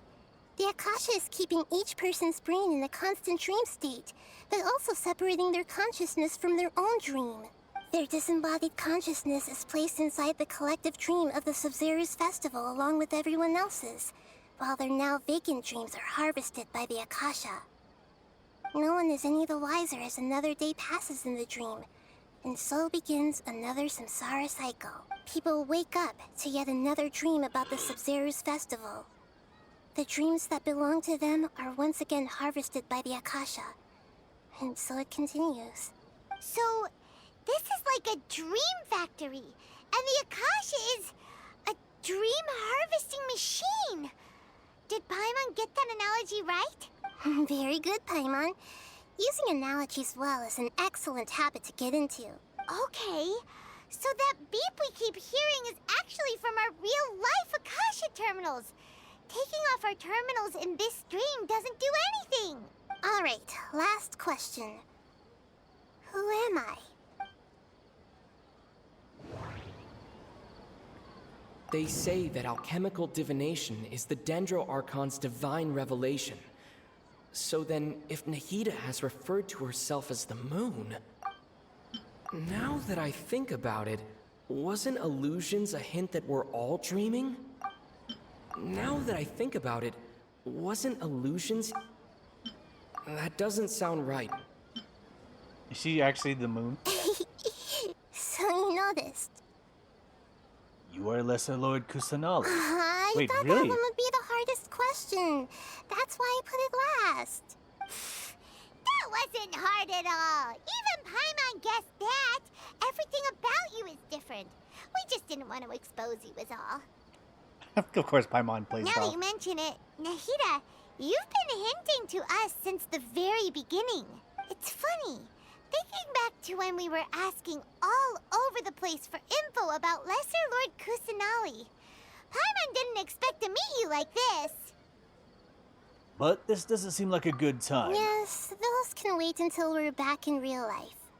So wait, how is she able to enter our mindscape? Well, she's the Archon, so she can definitely do what Arana can do, which is put people into dreams. And so she could randomly just put herself into anybody else's dreams. And she only did it because we had a greater connection to the Dendro element. On the other hand, I'd be happy to answer any more questions you have about here and now.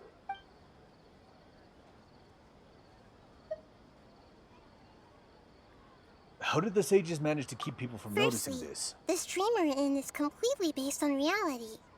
People have already experienced the Sub-Zero's festival, so it would be very difficult for them to find anything that strikes them as surreal. She is the Archon. Also, her banner is up. Yeah, for the next couple days, but Hu Tao is more important. Secondly, you're probably wondering why people don't have any memories from earlier samsara, right? That's because people don't remember their dreams most of the time anyway. And in any case, their actual dreams are being taken away from them by the Akasha. So whenever they wake up in this dream of the Sub-Zero's festival, they don't remember anything from their previous identical dream. But wait.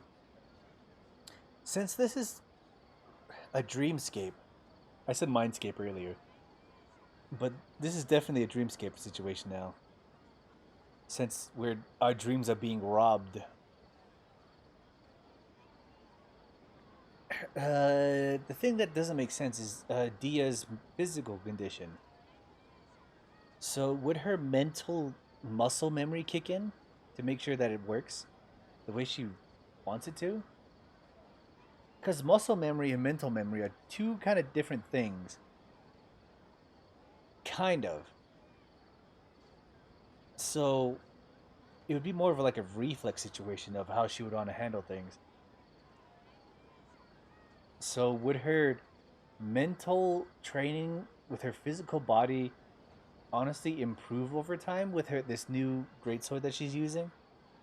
Because her physical body would remember the sensation, but her mental... This is her mental body's connection to her physical body, which should be reset and honestly just like deleted. So how would she remember that? Unless like that's just instincts, like really like working together with how she kind of works with it.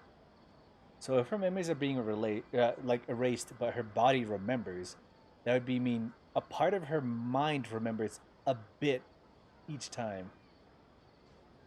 So, because yeah, she did make a good point that physical sensations are different from like mental sensations. Her physical body remembers these movements and everything, but her mental body wouldn't remember those things, especially if her memories were being erased.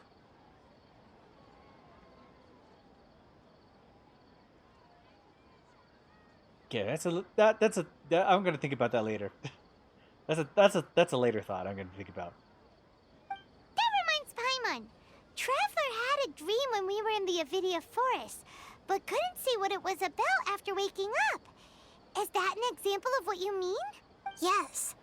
Only after receiving the blessing of Dendril can a person gain the Dendril element's dream-enhancing power.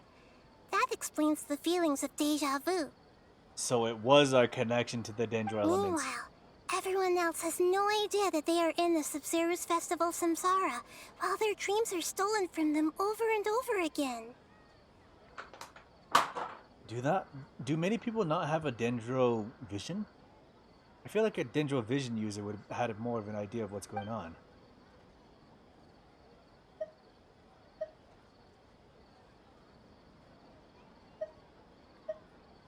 About the side effects of a mass-produced dream. Can humans really keep dreaming forever like this? Will it ever end? And if so, when? You might say your mental fatigue has already answered this question. Eventually, there's only so much that people can tolerate. Oh, so we got fucking siphoned off. Our mental fatigue just fucking died. Especially those whose health is compromised to begin with, like Dunyarzad. This relentless exploitation takes an even harder toll on them. Okay, I need to take a piss. I'll be right back.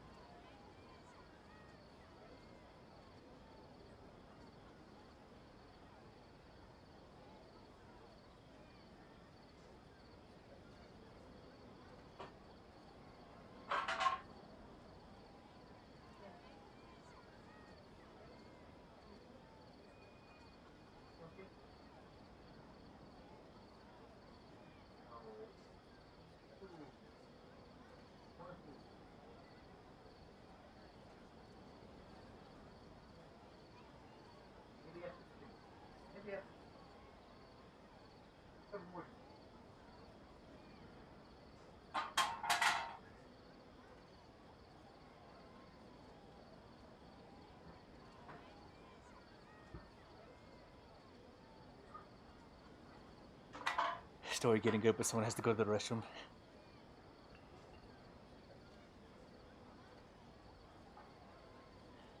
Well, it's kind of what, like...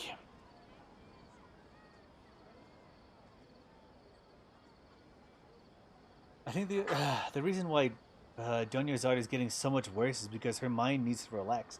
The body needs that rest. And since we're constantly running at, like, full speed all the time, with this whole Akasha situation in the Sabzara festival, her body's just getting worse and worse day by day.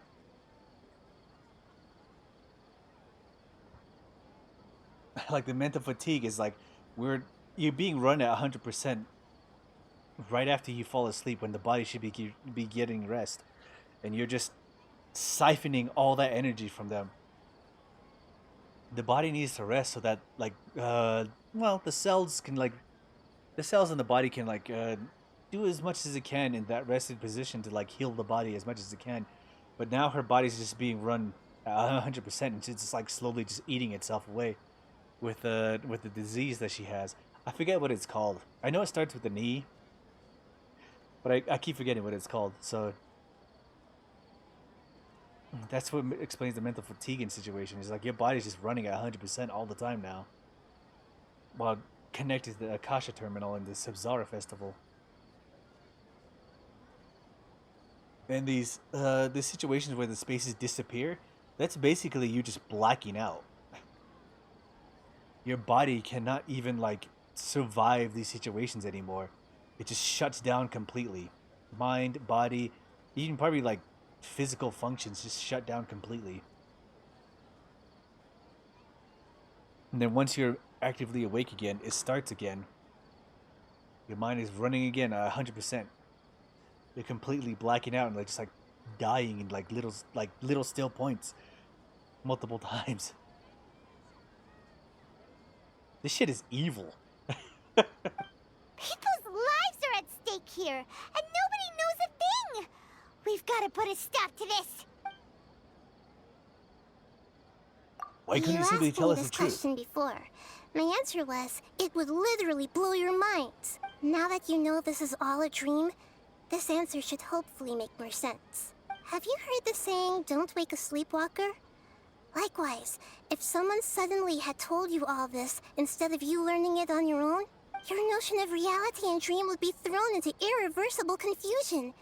I couldn't expose you to that kind of risk. That's why I could only give you very subtle hints and some suggestions. Long story short, I'm really sorry I had to keep you guessing.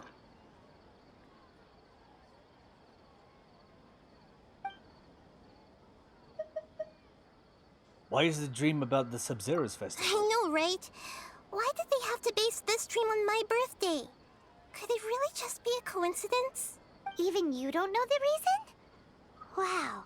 Now that's strange. The Academia sages are determined to harvest lots of dreams in a short time, no matter the cost. They have to be up to no good. Unfortunately, I don't know anything about it. Traveler, do you have any information?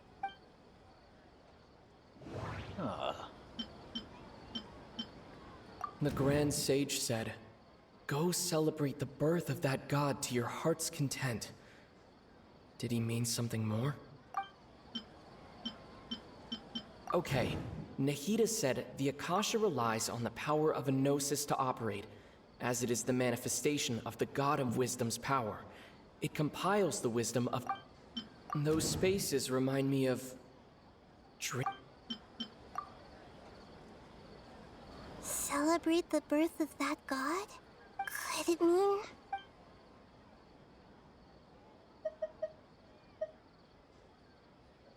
I don't have any more questions. People of Sumeru with no regard for their safety. No matter what they're trying to do, this is unforgivable. After we end the Sub-Zero's festival, Samsara, we have to look into them. When the game makes you think. Honestly, this has probably been pretty like Inazuma was honestly very emotional in certain areas, and I really appreciate that. But this one making me think is like honestly really enticing. How can the sages of the Academia do this behind their Archon's back? This is ridiculous! I mean, they're giving like a they might be guiding you through a majority of it, but how many cans? This is number 6. It's just like, see, that's what I'm saying. It's like I'm so enticed and like drawn into this whole situation that I'm like thinking of what is the solution? What is the idea? What is this connected to? How can we solve this? Like it's enticing my my imagination to how this could be connected to. I mean, I posted I've been like just spouting multiple theories on how this be connected, and I've been right 70% of the time. I'm still taking that 70%.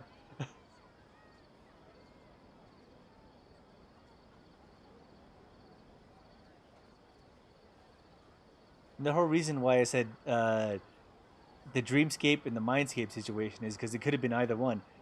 Like, we either could have been physically running this mentally, or we could have been dream running this mentally. Because there's a difference between like a mindscape and a dreamscape, which is like, if it's a mental scape, like a mindscape situation, it's basically your mind is running on like repeat while your body's doing something else.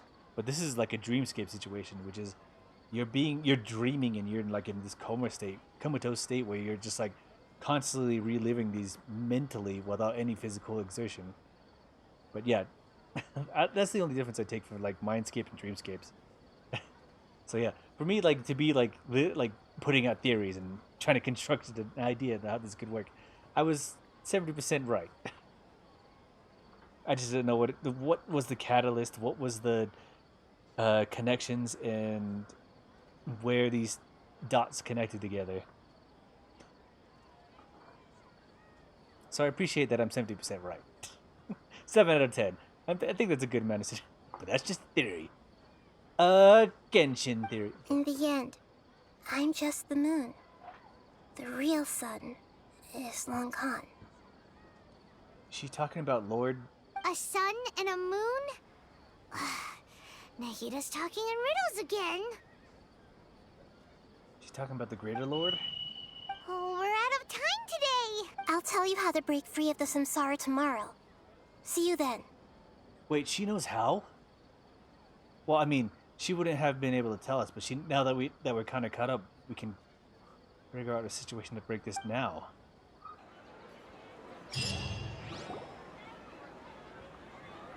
I mean, she's connecting to us through the Dendro Archon as like an Arana. Good morning, Nahida. Wait. Now that Paimon remembers everything, should we instead say good morning, Lesser Lord Kusanali? Hey, what's wrong, Nahida? You don't look too good. Where's I'm Dunyarzad? afraid that what you're thinking right now is correct.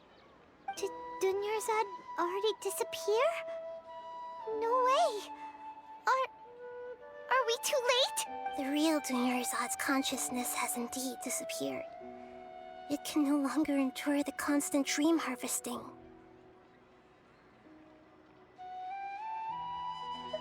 We were so close. Paimon can't believe it. Wait, so what about that other Dunyarzad? Just what is she? Is she also going to disappear?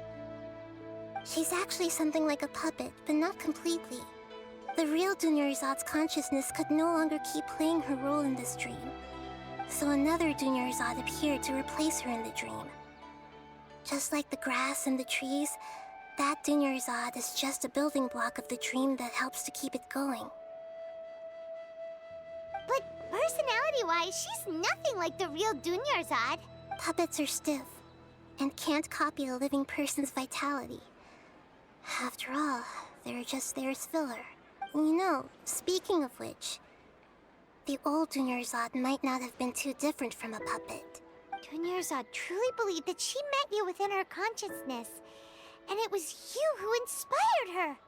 So you do remember her after all. Yes. Back then, her family was overly protective of her. No one cared about her personality or thoughts. It was as if she only lived to stall her Elazar.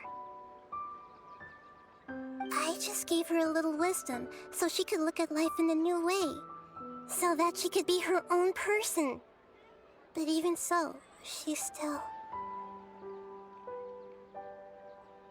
It still meant a lot to her. Far from it. I'm still a long way off from being a real Archon. I couldn't even save her. If I were a competent Archon, I wouldn't have let my most faithful follower die at the Sabzerus Festival with so many regrets. Please don't beat yourself up over it, Nahida. It's the sage's fault, and theirs alone. I'm not beating myself up. All I did was to rationally observe the distance between myself and a real Archon.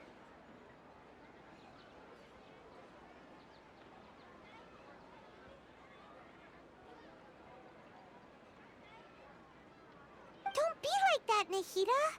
Even real Archons are still allowed to be sad.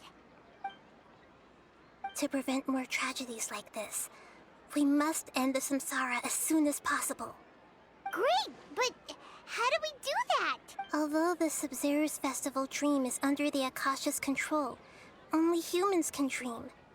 Even the Akasha is unable to create them. That means this dream belongs to a host who created it. Huh? So, how should we find that person? Well, if this is someone's dream, then everything here must come from deep within their consciousness. Nilu. Which means, with the power of imagination, they can change anything in this dream. Imagination? What do you mean by that? Imagination means breaking through what you perceive as normal. Like when the server at the tavern brings a plate to you, you'd naturally assume that food is on it.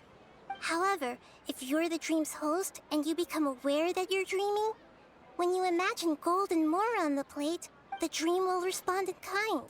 And the server really will bring you gold and mora. Wait, am I the host? But right now, our host is unaware that this is a dream. No matter how many times they're served, it will always be food.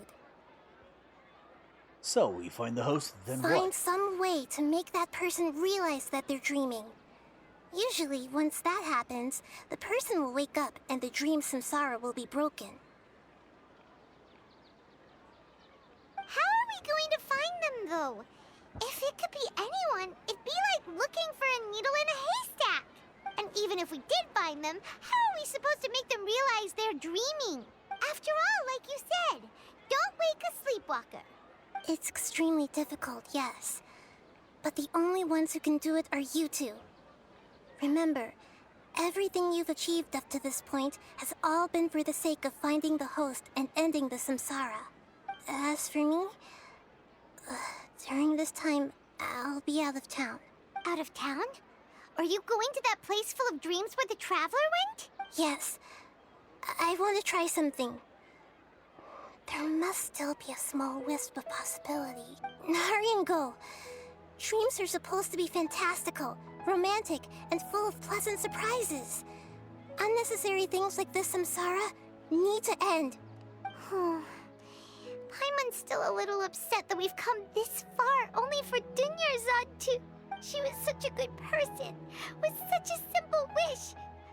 But fate was against her. I just feel so demoralized. Yeah.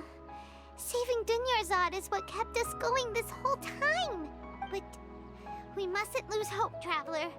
Dunyarzad would definitely want to see us save everyone else. So let's break the samsara for her sake. Paimon's wondering, do you think the sages would get one of their own to be the host of this stream? Feels like it would be easier to control it that way, no? Unlikely.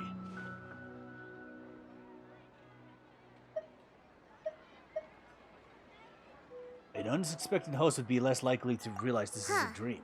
That's true. Plus, the sages probably weren't counting on there being other factors beyond their control, like Nahida and us. So, who do you think the host of the dream is? Maybe Ferris, the Knight of Flowers? Oh, that would make sense. Ferris, the Knight of Flowers, is a symbol of the whole Sub-Zero's festival, right? Pretty core character. So how's he feels? I am very sad right now.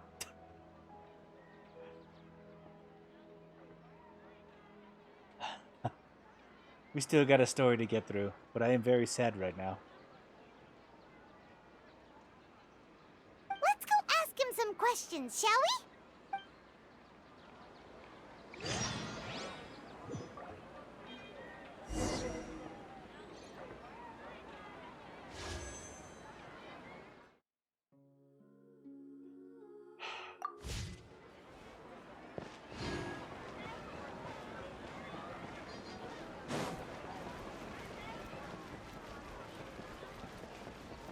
Oh, wait.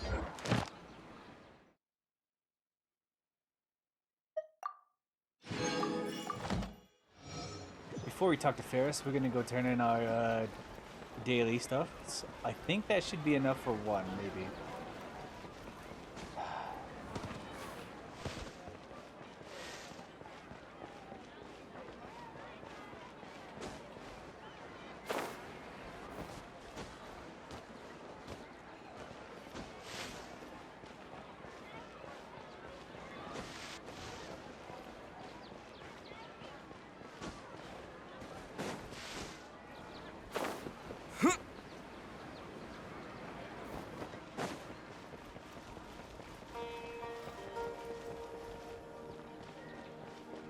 It's a Tepe situation all over again.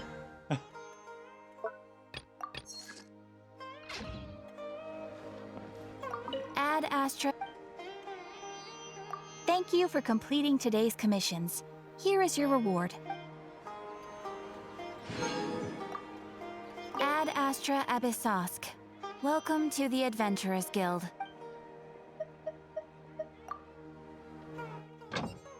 I even called it out earlier.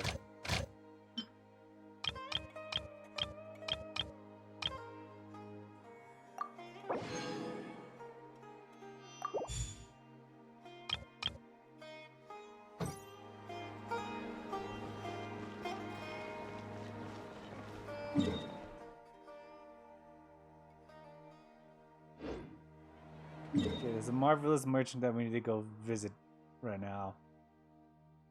And then we'll come back to this, and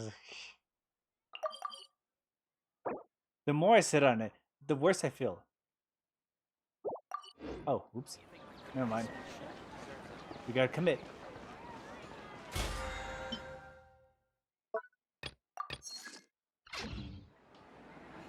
Okay, what is our wish situation right now? 52!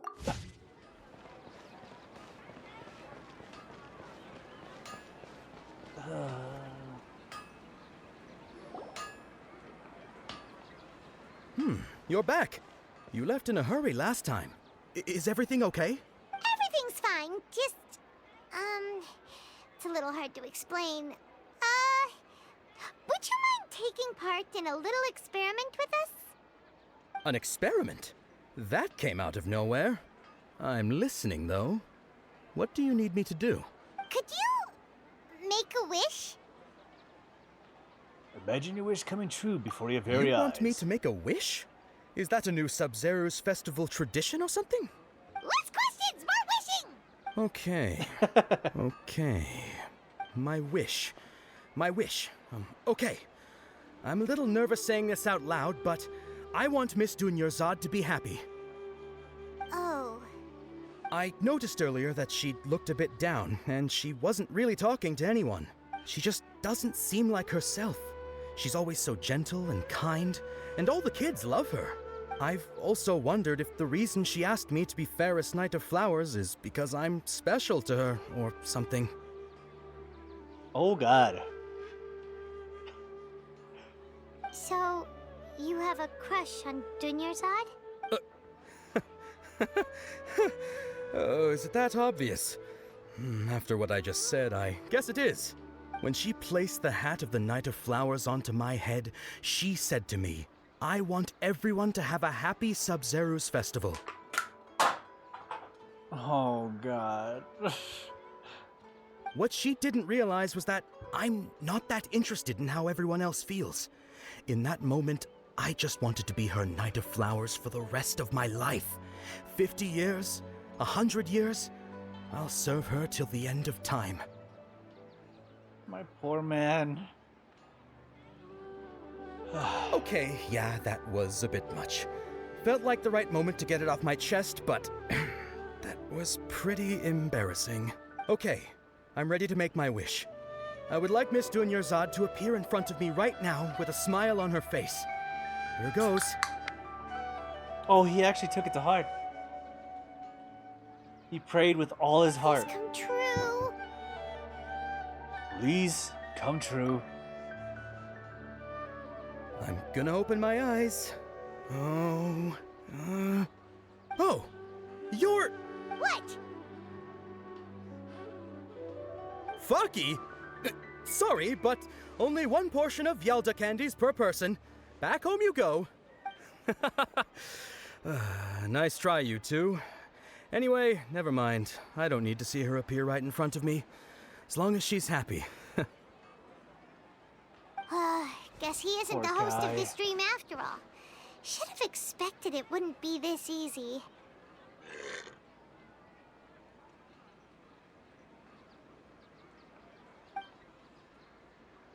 It seems like everyone who knows Dunyarzad loves her, but none of them has any idea that she... Wait, does Dia know? My lady, step back. That sounds like Dia! Oh, right. This is when Dunyarzad bumps into the kidnappers. I'll teach them a lesson they won't forget. Huh? But Dia can handle them. Hey, Traveler!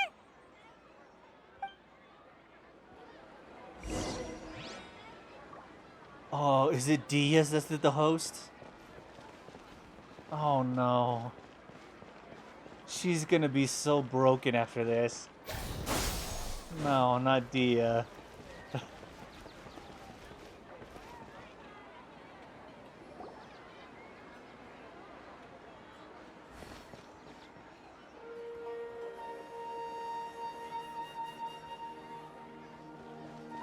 Oh, it's you. Great timing. Please take... Take Dunyarzad and leave. Hey, this is my job. The homie Yannis pay me, not you. You're wasting your breath. Ugh, fine, all right. Knock yourself out. Why are you so worked up anyway? It's not like I don't trust your fighting skills. Anyway, watch yourself.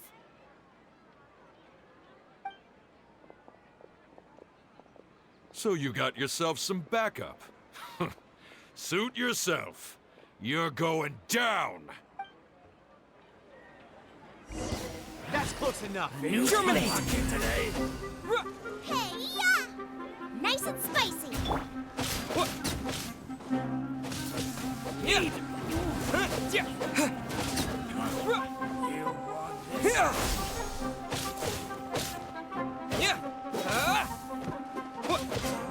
Come on, we can do it.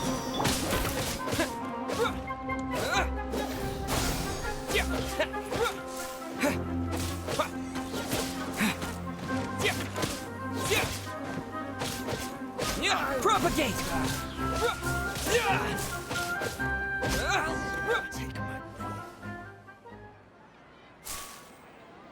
Traveler, were you just taking your anger out on those guys? I'm fine. You and Nahida both. Dunyarzad wouldn't want to see you two like this. Oh, and speaking of her, Paimon just remembered something. Remember how during the first Sub-Zero's festival, before the Samsara started, we came here with Dunyarzad because she wanted to pick something up? She said it was because she had forgotten something. Ah, yes, I'd forgotten all about that. So Paimon's memory is working so far. Anyway, Paimon also remembers that she is staying somewhere around here. She pointed it out to us the night before the Sub-Zero's festival. Should we check out what that item is? Even if it's only a tiny clue, it'll probably still help us more than this needle in a haystack search. This is the place. It's rude to enter other people's spaces without permission, but desperate times call for desperate measures. Hey, the windows are unlocked. Okay, Paimon's gonna take a peek inside.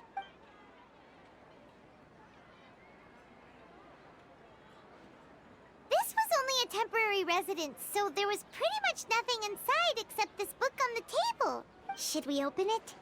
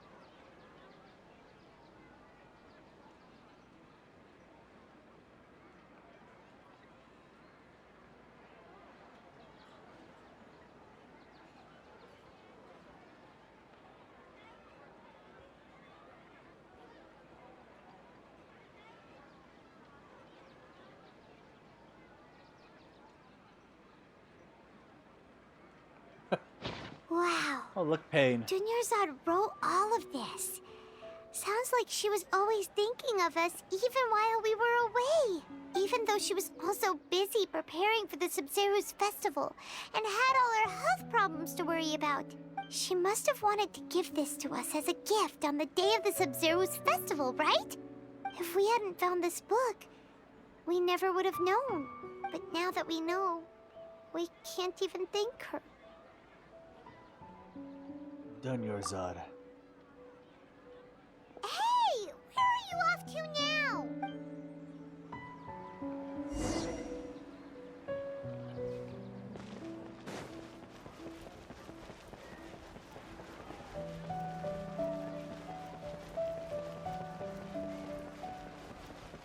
I'm kind of just waiting for the dam to break. It's like teasing me. It's teasing me right now. And I'm just waiting for that. That one moment where the dam's gonna break.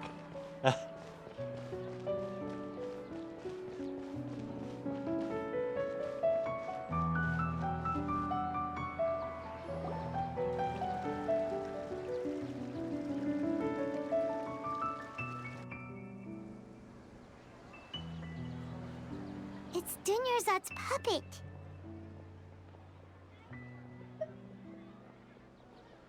I'll feel better if I say this out loud.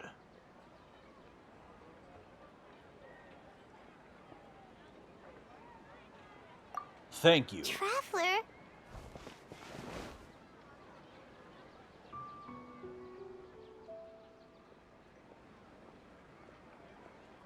You must be exhausted. Come to think of it, we've been stuck in this place for a really, really long time. Heck, even the last time we were chatting happily with Dunyarzad feels like an eternity ago.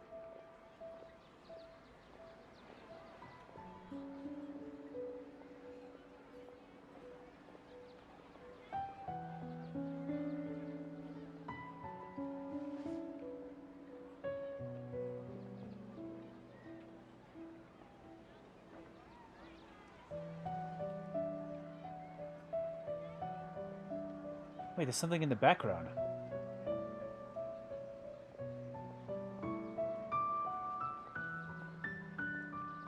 Those were the first few days that we were spending time with Dunyarzad. The real Dunyarzad. How's the feels going?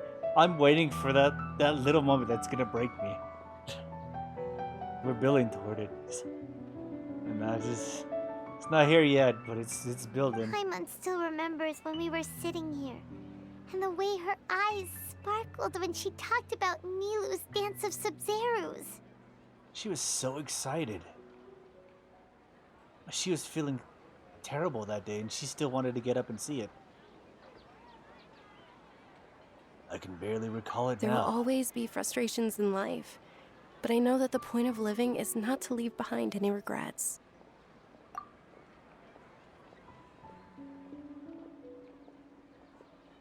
That was what the real Dunyarzad said, wasn't it? Does that mean... A part of her is still alive. Dunyarzad. Yes, Traveler. What is it? Oh, so she's still just a puppet. But just now, how come... Not leave behind any regrets. Where are we going this time? We're gonna go see Nilu.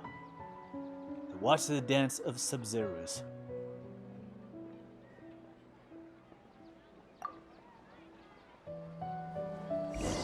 She believed in that dance with all her heart, and she wanted to see it.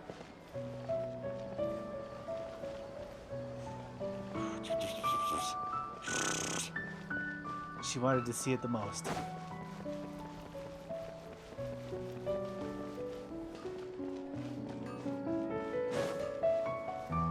Oh, it's building. Oh, it's building.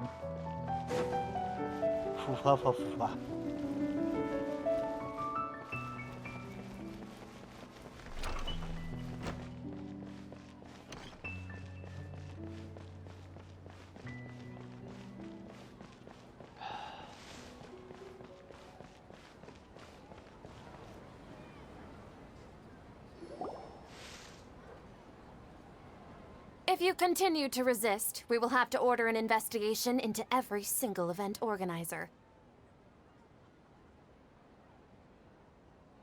The Grand Sage has already granted you much leniency. I advise that you exercise tact. This, yeah, there's a lot of setup. Yeah. Keep going. How did things turn out like this?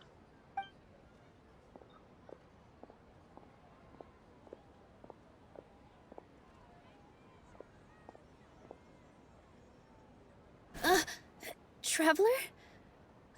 You don't have to get involved. He's a sage from the academia.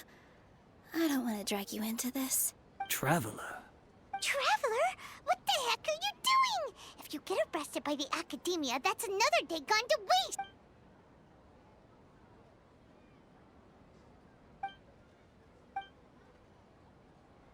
Wait, they're not reacting. Have they been scared stiff? They're puppets. Oh, of course! If this is the sage's plan, they wouldn't put themselves through this. So they're just substitutes. What is this? What happened to the Grand Sage and his entourage? She was the host. I called it. I doubted myself for a second, but I called it. Hold on a moment.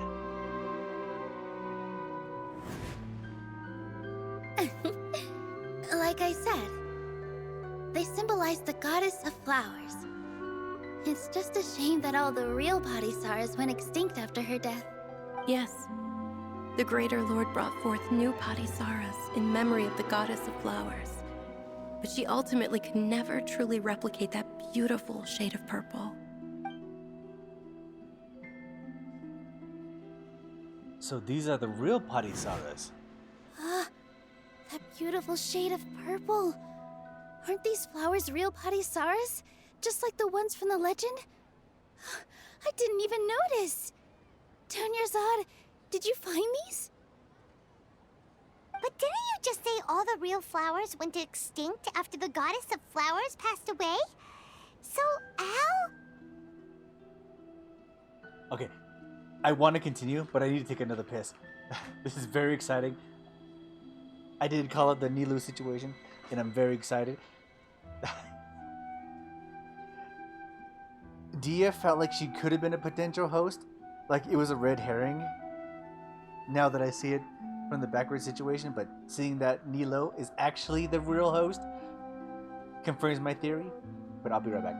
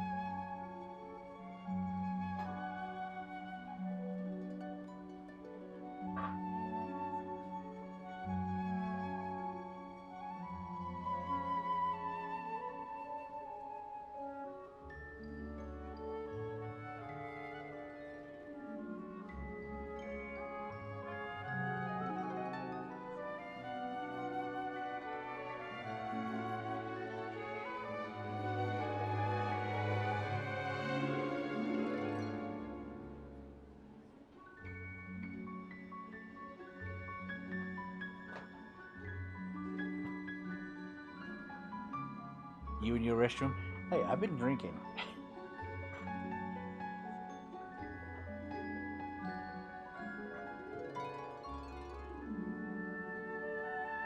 Taking too many fluids fast enough And you definitely need to go to the restroom.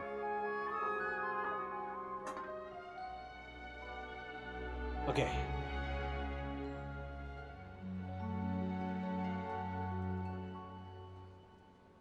So, it's more obvious now that I think about it.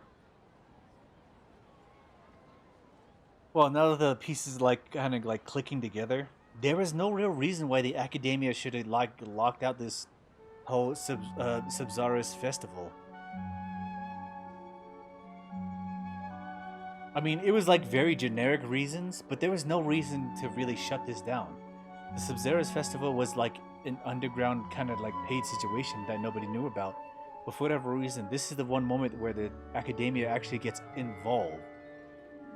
And they shut it down. And Nilu being kind of like, I wouldn't say devoted, but very tied to the academia on the artistic side of situations, explains the reason for like kind of just like laying her head low to make sure that she ties into the law. But on the other side, if you think about it, now that I see the pieces kind of locking in together, there was no real justifiable reason why she should have done this. Because if she had done it anyway, she would have been fine. I think, in the eyes of the academia, but in her mind, it kind of like locked itself in that she shouldn't do this. Because it kind of goes against her understanding of the academia. So yeah, now that it's like clicking into place, it makes sense why this kind of stands out as a weird situation. Yeah. What's going on here? Nilo, close your eyes. Huh? Imagine that the great sage and his entourage are not here in front of you. You guys are acting weird. But okay, I'll try.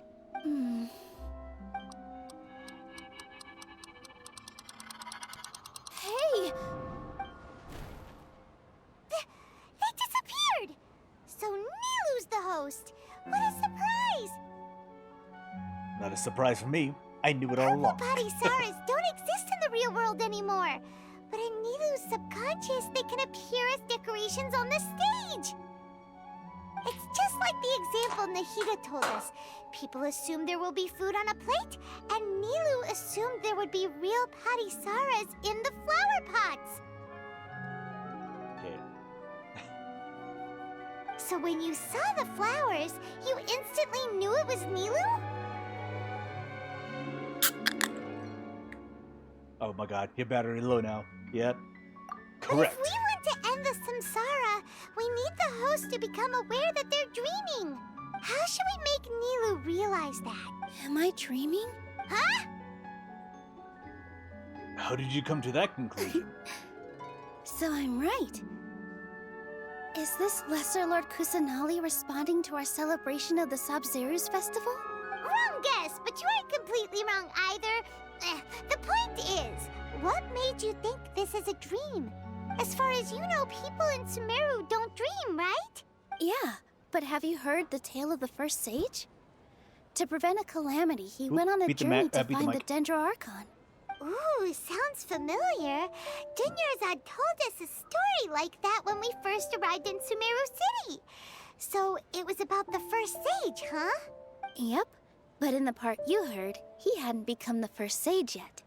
There's more to the story. His piety and wisdom were acknowledged by the Dendro Archon, and she finally gave her blessing to him. All kinds of spectacular scenes appeared in front of the first sage, as if all the knowledge in the world was being painted onto a canvas right before him. He was captivated. After who knows how long, he mastered all the knowledge he could comprehend. Afterward, he said to the Dendro Archon, "I miss my parents, my wife, and my children. I've been away from home for far too long. They must be worried." The Dendro Archon smiled. The next second, the sage found himself lying in his bed, as if he had just woken up from a dream. His wife, lying next to him, said, "You're off to search for the Dendro Archon today, aren't you? Have a safe journey, my love." In the end, The first sage took care of many disasters in Sumeru City and founded the academia. What a happy ending. So, the first sage was dreaming ever since the beginning of the story? He never went on his journey? Yes. But his faith and determination were conveyed to the Dendro Archon, so she blessed him in the form of a dream. What if it's the opposite way? His faith in the Dendro Archon was put back into a dream. Paimon understands where you're coming from now. That's a really interesting connection. But we really gotta wake up soon, like the sage in the story. Now that Nilo is aware of I it. see. Well, it just so happens that today's Sub-Zero's festival is almost over too. Please dance.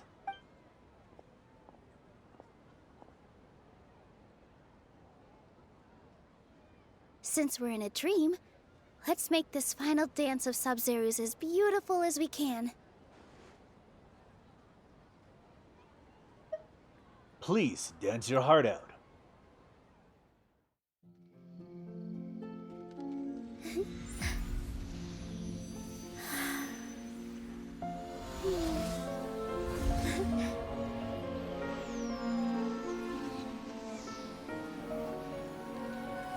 The wait is over, everyone.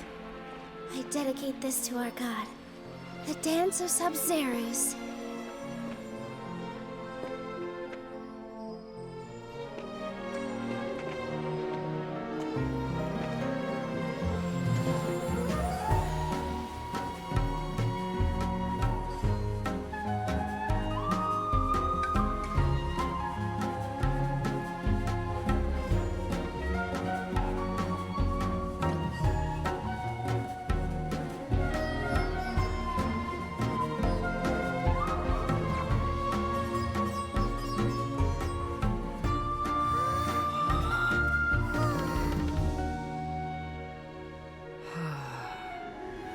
I'd be lying if I said I had no regrets. I would have loved to see Nilou's dance.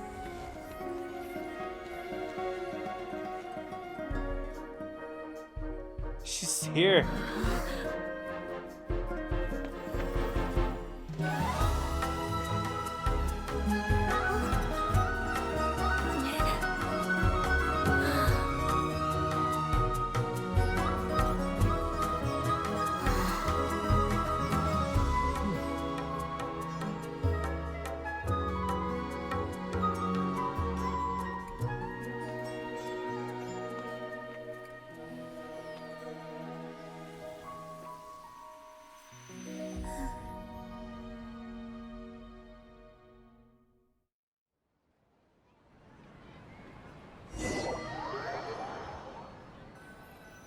Oh,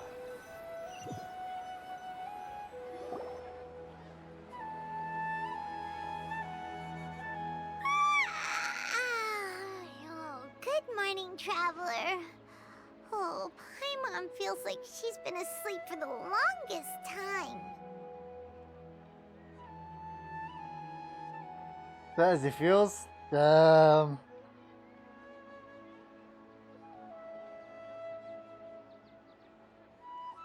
That was the break I was waiting on.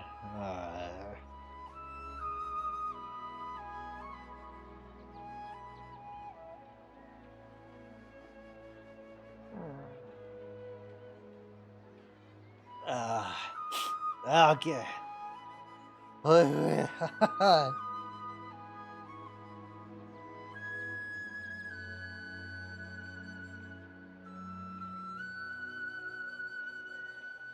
Whew.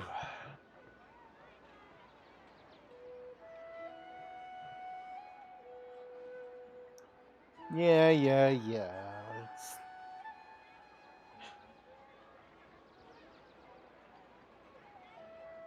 I knew it was coming, I just didn't.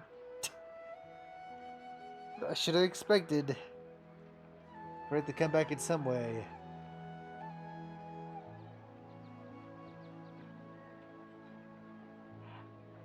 Whew.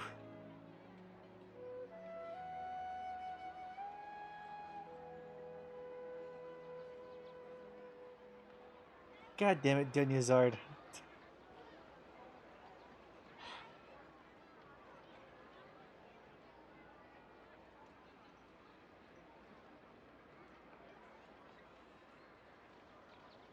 Okay.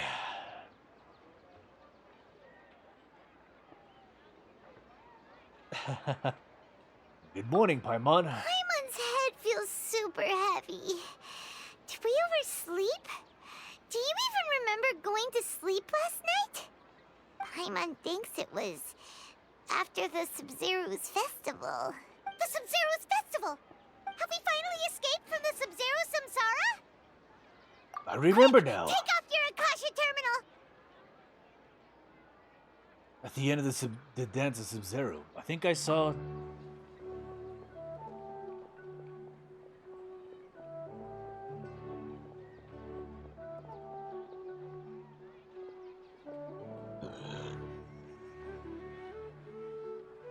She's not in her room. What happened?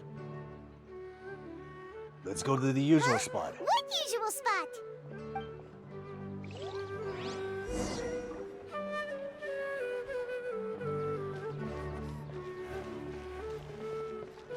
That's the wrong way.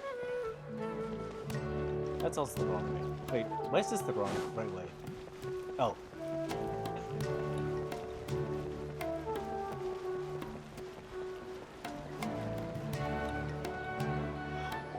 Oh, God.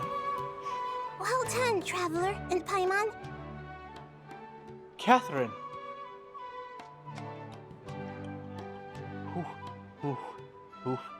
Oh. And thank you, Dunyarzad, for organizing the Sub-Zero's festival for me. I'm sorry, who are...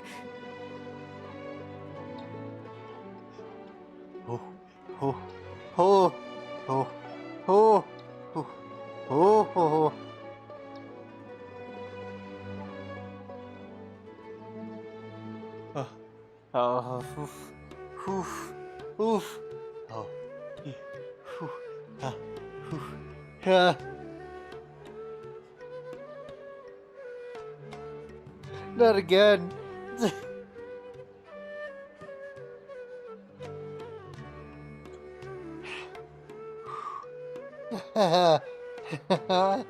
Whew.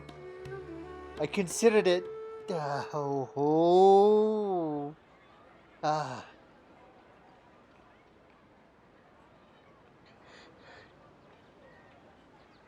Damn it. Ah, shit.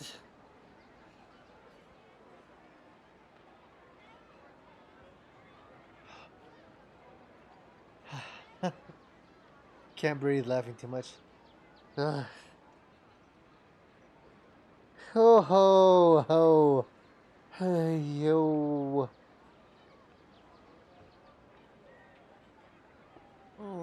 Shit. Oh God.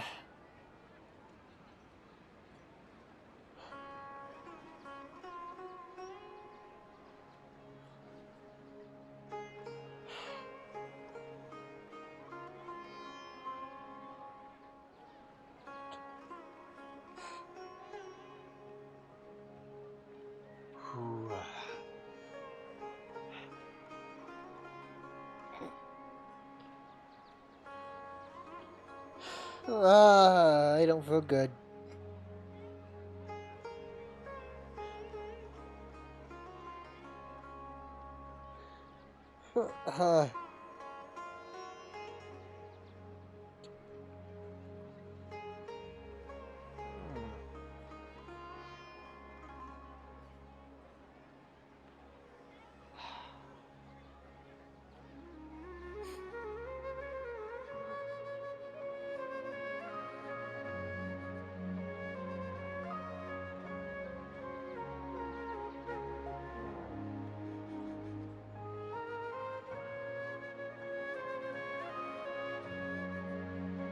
That's one emotional roller coaster. I thought that was good. That was something that they were gonna go for it, but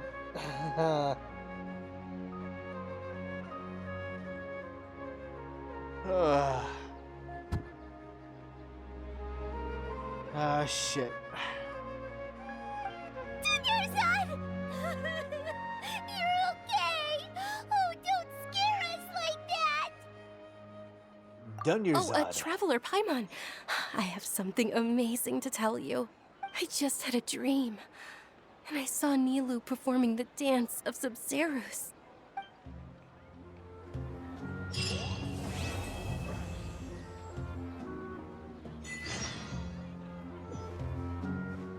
Okay, who the heck are you?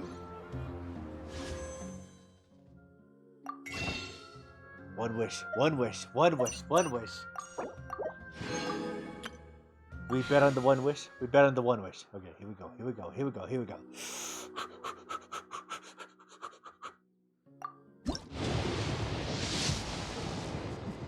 No!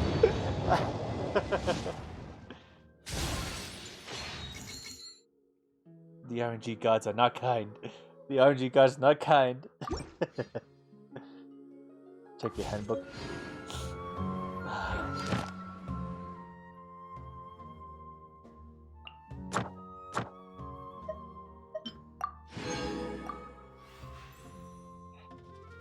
We have one more. We have one more. Magu, we have one more. Ket, bring me luck. Okay, wow, you didn't be that mean about it. Okay, one more wish. One more wish. Here we go. Fuck!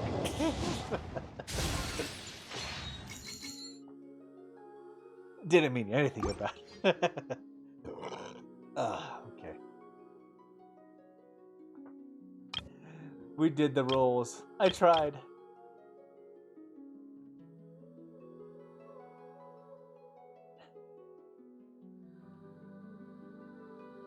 We have 4 more days. We can make the Primo Gems up. I feel like it was so close. Did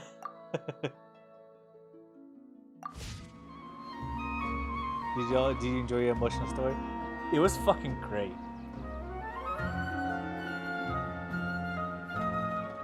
This shit hit hard like the Nanako moment. God damn. That shit hurt me.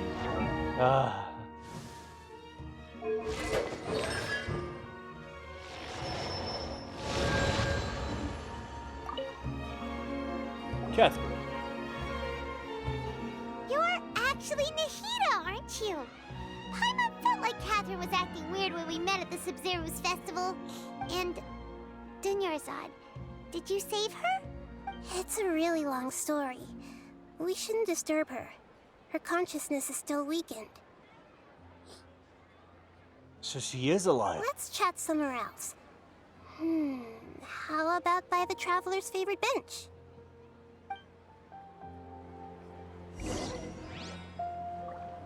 So this is actually Dunyarzad.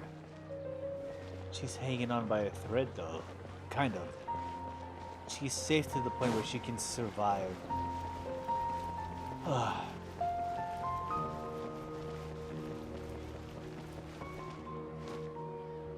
we go.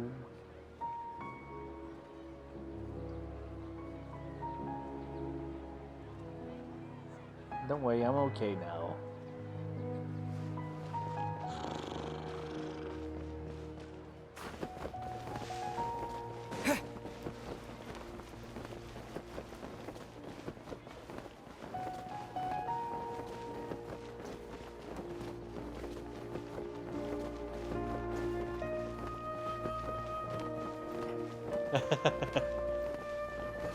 Back to this bench again. Okay,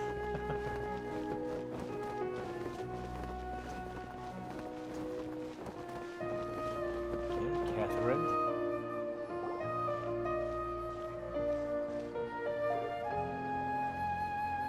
Let's talk about Dunyarzad first. It's such a relief that she's all right.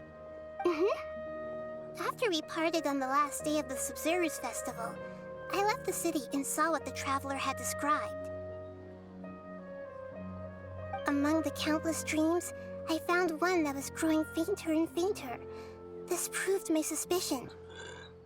That bench has a lot of history. At least 50 times the history. Once Dunyarzad could no longer bear the Akasha harvesting her dreams, her consciousness began to dissipate. But this also meant it escaped the Akasha's control. Such a small fragment of consciousness can't last for very long, though. It will return to its original dream, where both will gradually fade until they completely disappear. I used all the power I had to keep her dying dream alive as long as possible. But it still wouldn't have lasted for much longer if it hadn't been for you two breaking the samsara. And that's when she found the real link to the samsara. So it looks like we did manage to save Dunyarzad in the end. And not a moment too soon. This is truly a miracle. Huh? Why are you two smiling so happily? I thought you'd be so moved that you'd start crying. I need to spend more time observing human emotions. I was crying. Both are fine. Everyone reacts differently. All right. You two must have a lot of other questions for me, right? After all, you saved my faithful believer. As your reward, I will answer any and all questions. Somebody already did. About what I saw in that dream at the Avita At Forest. the Avidia Forest, there was this incense that made the traveler fall unconscious and dream of a huge tree and a red sky. Yeah, Ermin's You soul. also heard someone's voice, right? It said world and forget me. Yeah, so you do know. We've been wanting to ask you what that was about, and if the red sky was related to Conria. It seems like the traveler established a connection to Irminsul. That was a message left by Greater Lord Rukkhadevata's residual consciousness in Irminsul.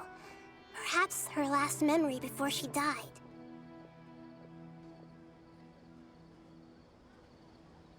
A divine invitation saved her. Yeah, it did. As you two probably know, Greater Lord Rukkhadevata disappeared after the disaster in Conria. The timings of these events do line up, so your suspicions are reasonable. A message from Greater Lord Rukkhadevata? We thought it was from King Deshret. King Deshret? That god who died even longer ago? Some present-day desert dwellers still worship him. You probably just heard some of their conspiracies. Okay, so what does the message mean? I still haven't managed to decipher it. Even the Akasha isn't currently capable of doing that. Oh, so she actually is the new Archon. Okay, so it can be passed on. There was some with the Archon of Electro. Oh, the State of Eternity and Inazuma was definitely locked in, and she was definitely the Electro Archon for a very long time as the Raiden Shogun. But to hear that it can be passed on, and it's been confirmed now that it can be passed on to somebody else, is what does that say? How is it passed on?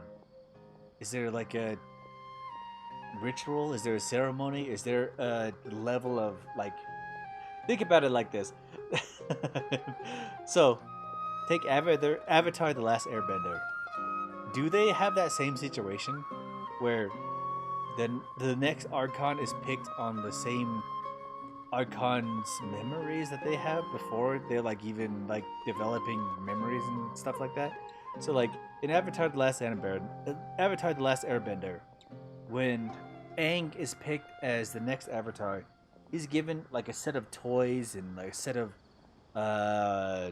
abilities and situations like that he's supposed to pass. And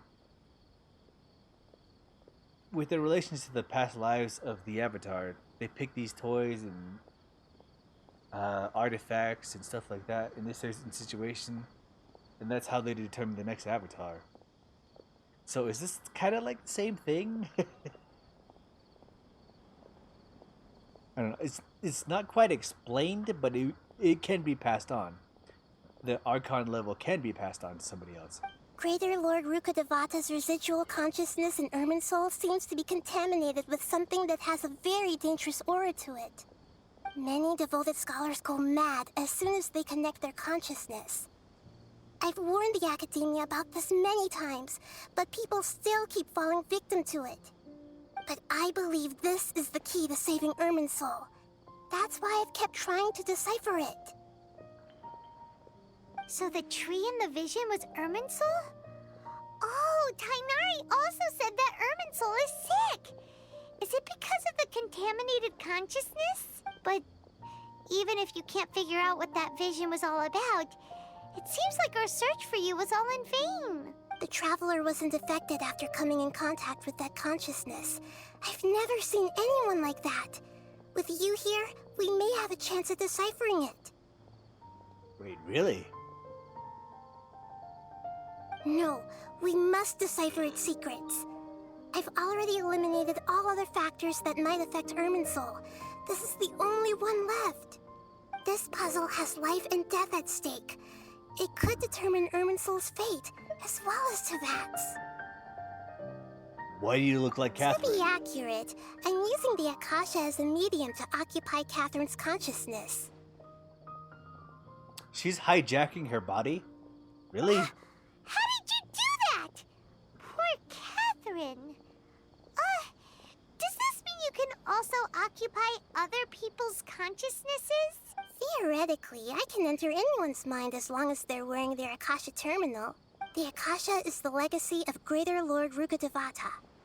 As Lesser Lord Kusanali and the first Akasha terminal, my consciousness has always been linked to the Akasha. So wait, she could access us as well. Which is why she kind of left clues and hints and stuff like that. Okay, and that explains why she has such knowledge about the Akasha terminals. Okay, why Catherine? I've always respected my people's free will, so I've never actually occupied their consciousness. When necessary, I just borrow this bionic Snezhnayan puppet. Wait, what? Catherine is a Snezhnaya puppet? Hold on. Did we just learn some deep, dark secret? So Catherine is... No wonder Paimon felt something was off about her. Am I supposed to trust Catherine? Wait, what is this? Okay, hold on.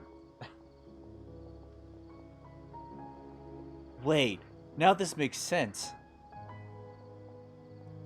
Okay, we're building lore now.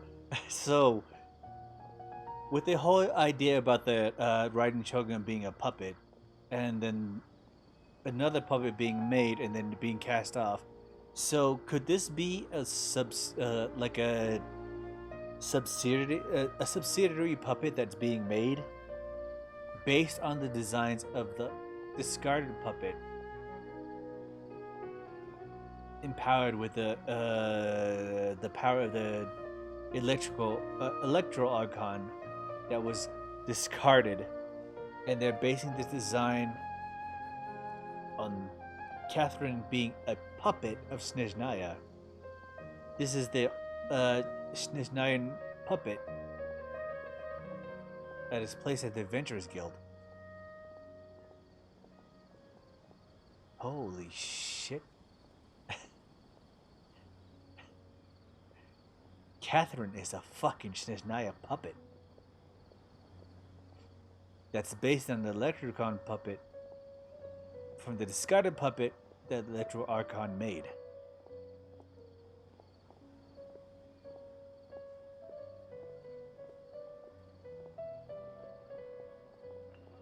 The lions are making lines. Holy shit. What about your own body? Why do you need to borrow other people's? Don't you live in the sanctuary of Surasthana? That story begins a long time ago. After Greater Lord Rukkhadevata disappeared, the sages found my newly born self and took me back to Sumeru. At that time, I was young and weak. The sages kept me in the sanctuary of Surasthana, ostensibly for the sake of protecting me. But I've hardly heard from them since. Are you liking the little Archon more now? It's like, this is a lore dive. Like, they have been building strings, but those strings haven't even built the web yet. I'm seeing the connections. I'm putting the dots together. But as for her, well, she's... Well... It's like a lore dump. And I'm kind of still putting the pieces together myself. So... However, I do understand that they had hoped to find Greater Lord Rukkhadevata instead of me, a symbol of her passing. So, the sages basically put their new Archon under house arrest? How dare they! Why don't you teach them a lesson, Nahida? In some ways, they aren't wrong. Greater Lord Rukkhadevata was omniscient and omnipotent. Even after her death, the Akasha is still empowering this nation. And I'm still really far away from being able to call myself the God of Wisdom. Moreover, the Academia is also more proficient at governing this country. My existence has little meaning. To me, you're already an excellent Archon. Yeah, you got a lot of believers. Just look at the Sub-Zero's festival. Everyone who showed up truly loves you. Thank you for the kind words. But I honestly don't need physical freedom as long as I can connect my consciousness to the Akasha. Trying to find a way to save Irminsul is my life's mission and top priority. I will work on that, and try to live up to being a deity in the meantime. Every once in a while, I will also take up the duties of the God of Wisdom and enlighten a lost soul here and there. Doing all that should be enough.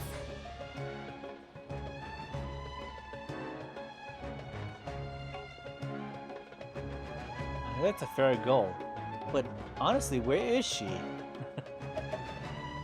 About the Sage's plan. There's never been any big problems with the Academia's governance of Sumeru. This is the first time I've seen them step out of line. I wonder what caused them to go down this path, and what they hope to achieve.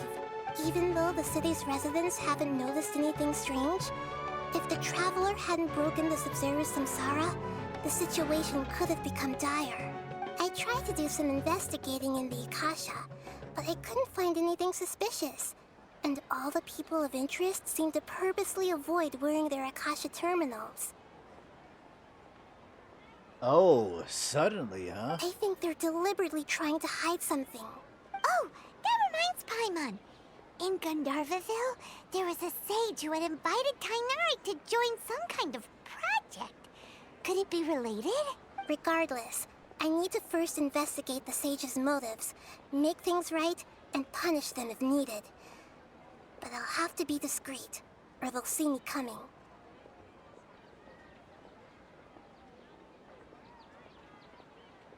So considering the Gnosis is what powers the entire the Akasha, it's like hiding... What they're doing is like blacklisting a computer to search up a certain... Like think about Google. What the Akasha is doing... Well, not the Akasha. What the sages are doing is blacklisting, like safe searching Nahida from searching up situations in the Akasha. Like they're preventing information being leaked to Nahida. And I think the Gnosis is basically Nahida in physical form. powering the entire Akasha, and they're kind of basically blacklisting her from like searching up specific terms and stuff like that. Information that she shouldn't have privy to is what their sages are like controlling. No one has realized the issue with the Akasha? You mean how the Akasha stops you from having dreams? Yeah, it's been such a long time. No one's noticed something's up? It's not that no one noticed. It's more like no one cared. Ultimately, it's all rooted in the sage's misdirection. Misdirection? The sages convinced everyone to believe that being unable to dream is a sign of rationality and wisdom. Not dreaming is a badge of honor in Sumeru. Really? It's gone that far. Even if the truth is that their dreams are being reaped by the Akasha. With their propaganda in place, the sages can maximize their use of the Akasha to facilitate their research. Besides, Greater Lord Rukkhadevata must have created the Akasha in the hopes that it could be used to its full potential. That's why I've never come out strongly against this. Anyway, the perspective advocated by the sages drowned out any voices of doubt. By now, even those who never use Akasha terminals find it too shameful and embarrassing to talk about their dreams. I don't have any other Got questions. it. I hope my answers were satisfactory, seekers of knowledge. To be honest, maintaining Dunyarzad's fading dream took a lot of mental energy. I think I may need to rest for a while. Oh, and you don't need to worry too much about the sage's activities for now. The Akasha won't be able to conduct another project on the scale of the Sub-Zero Samsara in the immediate future. Go and get some sleep. Leave everything to us. What a relief. This is truly the most exhausting birthday I've ever had. Traveler? Paimon? Why am I here? Do either of you know? Maybe you were sleepwalking. You know you can't wake up a sleepwalker.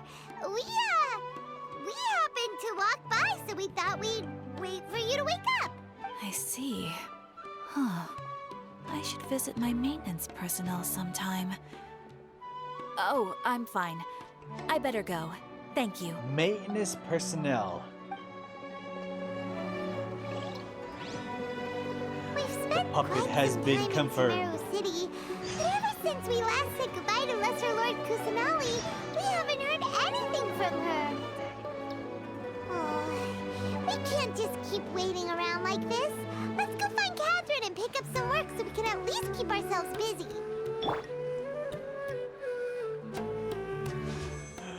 The puppet has been confirmed. Anyway, wait, you got a gift? Okay,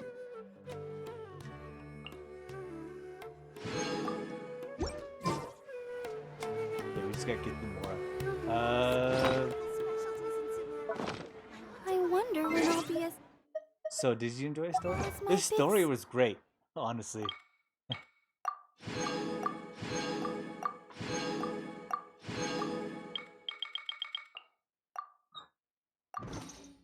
Sister...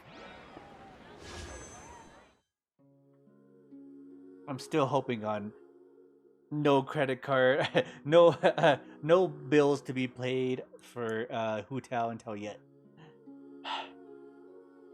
We're betting on one wish per wish. But yeah, the story was great. Holy shit, I enjoyed it so much. It was great. That was a great setup.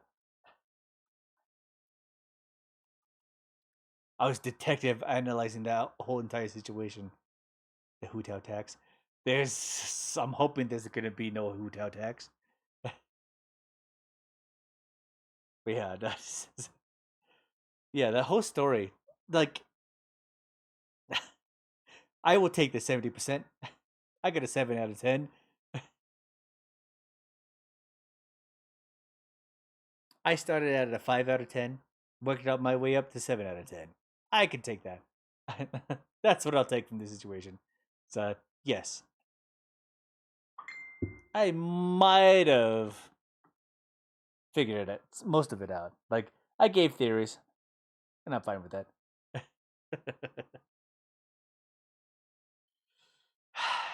I'm not willing to pay money yet.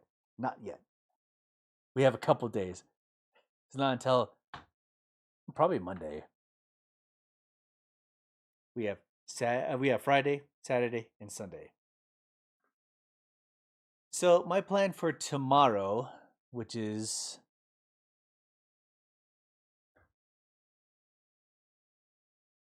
so did you enjoy your tears? Oh God.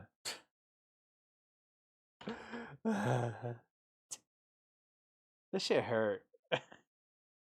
It was like a Renanako moment situation, and God damn it, this shit hit hard. That's I was thinking it was gonna happen, but I didn't honestly expect it to happen. Because what would that happen with Tepe? I was so.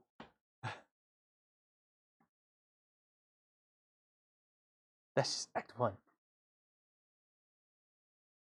Yeah, with what happened with Tepe, I was like, okay, they're not gonna give this side character that much influence in our arc. No, no, no, no, no, no, no, no, no, no, no. They did the opposite. They put the Nanako moment, and that shit hurt.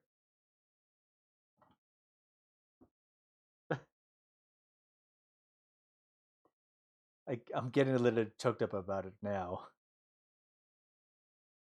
If I think about it too much, I'm gonna start like, you were a fool.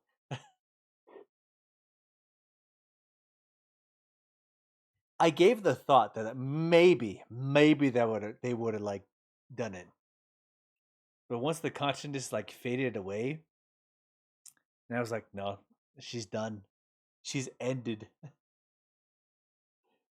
she is completed. Her story arc is.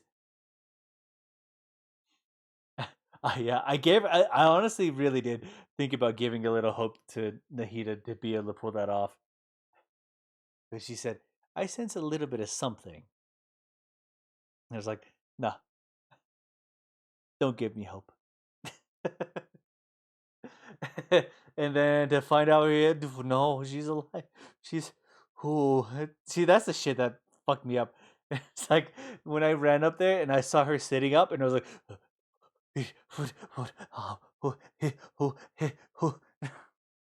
started hyperventilating. This shit fucked me up. Right. I'm gonna take off for today. This is gonna be the end of the stream. Here you go. Here's the end stream screen. Oh,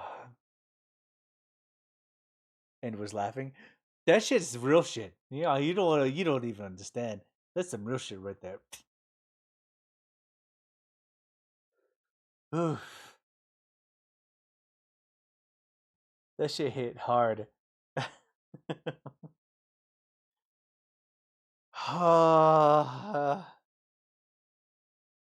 They teased me. I've been through less.